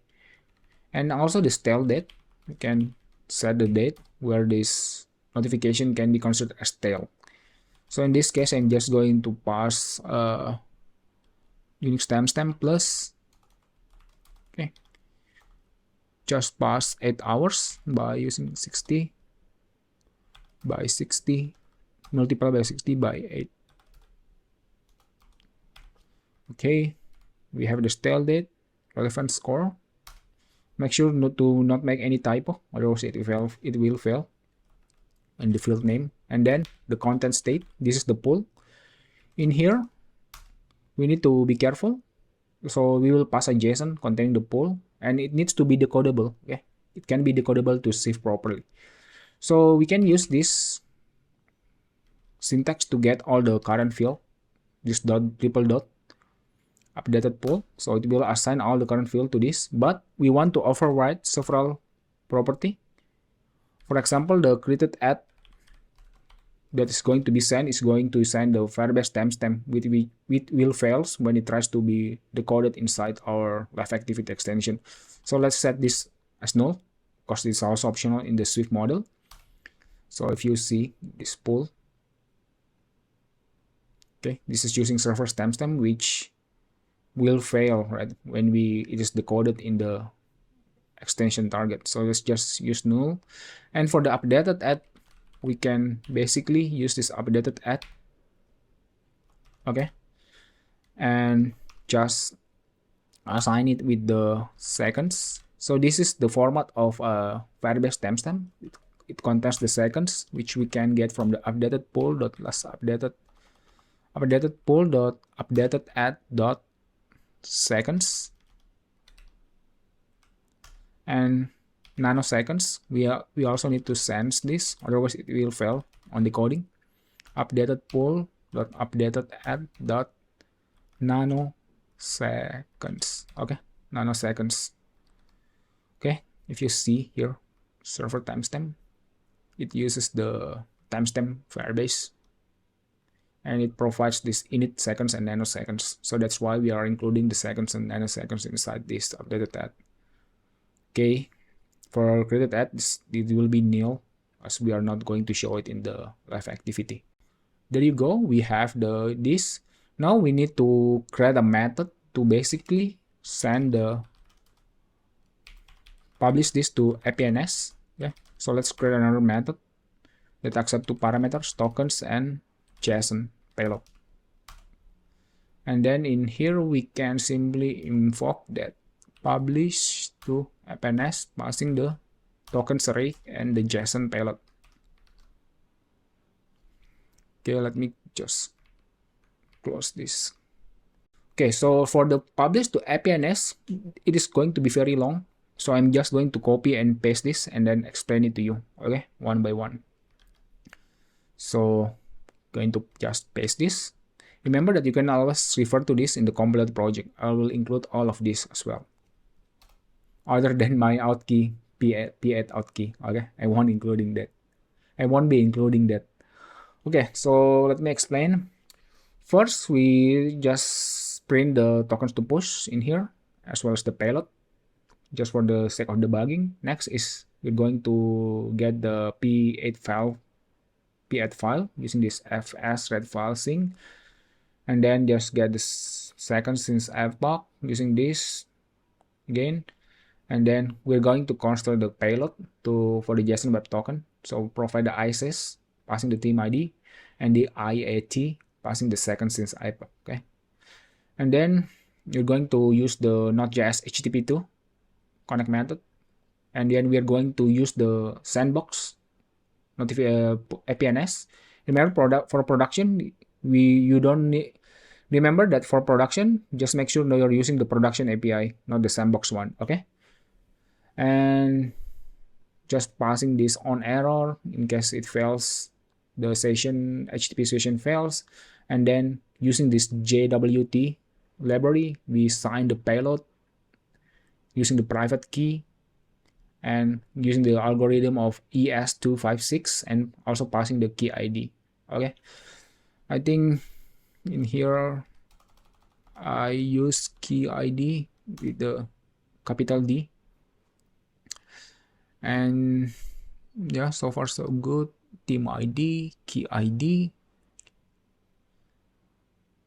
Okay, in this bundle ID, it should be bundle ID. Okay, and next we're going to basically loop the token. It's a token array, and just construct the buffer for this JSON. Just construct it using the JSON stringify. So basically this will convert the JavaScript JSON to the JSON string. Okay, and we're going to create a request with this header. So the method is going to be post HTTP method, and this is the path /3/device plus the token, and this is all the HTTP header authorization bearer, and then we also need to include the final encrypt token that we generate from the GWT. And then APNS push type, it needs to be LiveActivity, and the topic, APNS topic need to be bundle ID dot push type dot LiveActivity. Okay, and the content type, application slash JSON. Content length, we just pass the buffer length. And basically, this is just an attacher for all the event for this particular request. Okay, error stats, the data, encoding we set it to ATFH. So on end, we just print the server size maybe 200, 400, or anything else, and then we just close the session. Okay, this is all the method that we have created for this. Now we just need to try this. So I save this, and if I see at the terminal in here, it is able to reload my function properly. Nice, right? It will hot reload the function, and basically now we can update our document from the app, and it will basically trigger this function when the document got updated. And let's see whether it works or not. So for this, we will need to use two simulators. So I'm going to start another simulator, which is the iPhone 14. Okay, now we have two simulators. Let me move this to here so you can see the logs as well in real time to catch any issues. Okay, let me open this LivePoll, latest LivePoll. Okay, so now we have both of these. This as well. Okay, so I think we should have two push tokens inside here. Nice. Okay, one is the Pro Max, one is the standard iPhone 14. Now for the moment of truth, let's just navigate to the expanded state of this dynamic kernel, and then let's update this from the iPhone 14. Okay, update. If you see, it got updated. I think no, something is wrong. So let's see what we are missing in here. Total count 16, option, beginning execution, last update option of total count. Is this method got info published to APNS tokens JSON? But I don't see any. Let's try again one more time.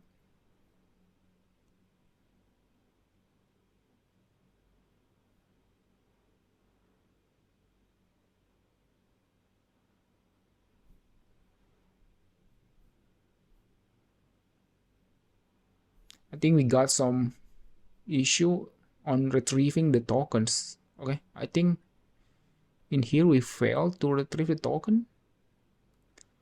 So let's try to debug this using console log tokens,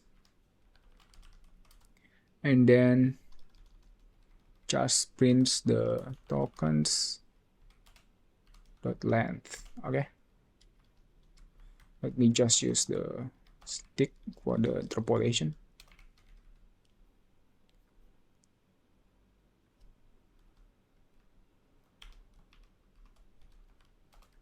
Okay,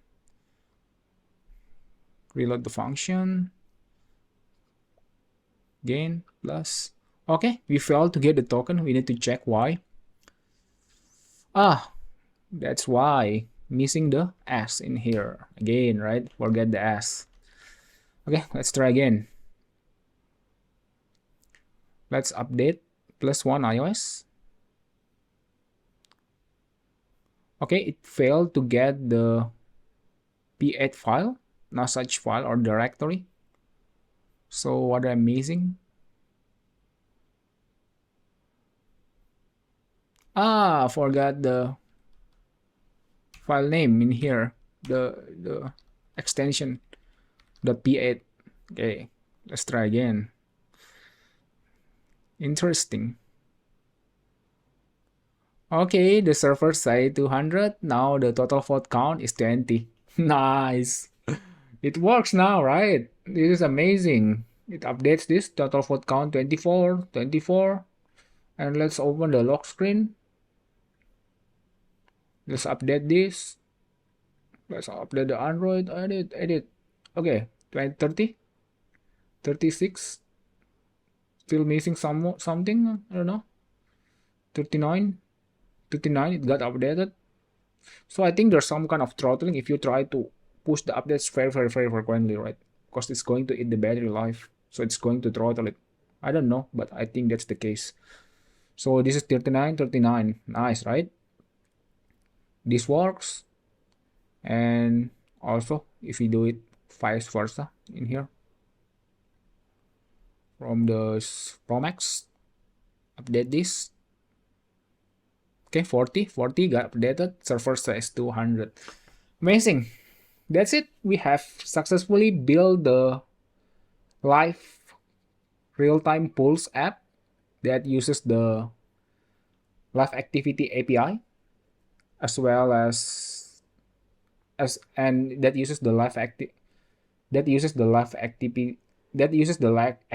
API. So it's able to show that in the dynamic island, lock screen, and the standby screen. So congratulations for you if you have completed this tutorial until the end. For sure, I think there's a lot of things to learn, right? Using Firestore, I think that's opened up many possibilities to create any app that you want. Using the Firebase function to listen to any changes from the database written. Remember that not only you can listen to document change, you can also create a HTTP function, a serverless HTTP function using this Firebase function, okay? And it opens a lot of possibilities for you to create with your own app, okay? And I think, in my opinion, this is more powerful compared to the Apple iCloud, okay? Because this is platform agnostic. It provides Android SDK, Flutter SDK, and the iOS SDK, okay? And I think it's better to support multiple platforms, right, to our customers rather than only supporting the Apple platform in the long term. Okay, so that's one thing to consider. And thank you for following this tutorial until the end. Like the video if you like, subscribe if you haven't, and thanks. And let's keep on being a lifelong learner, and see you on the next one. Goodbye.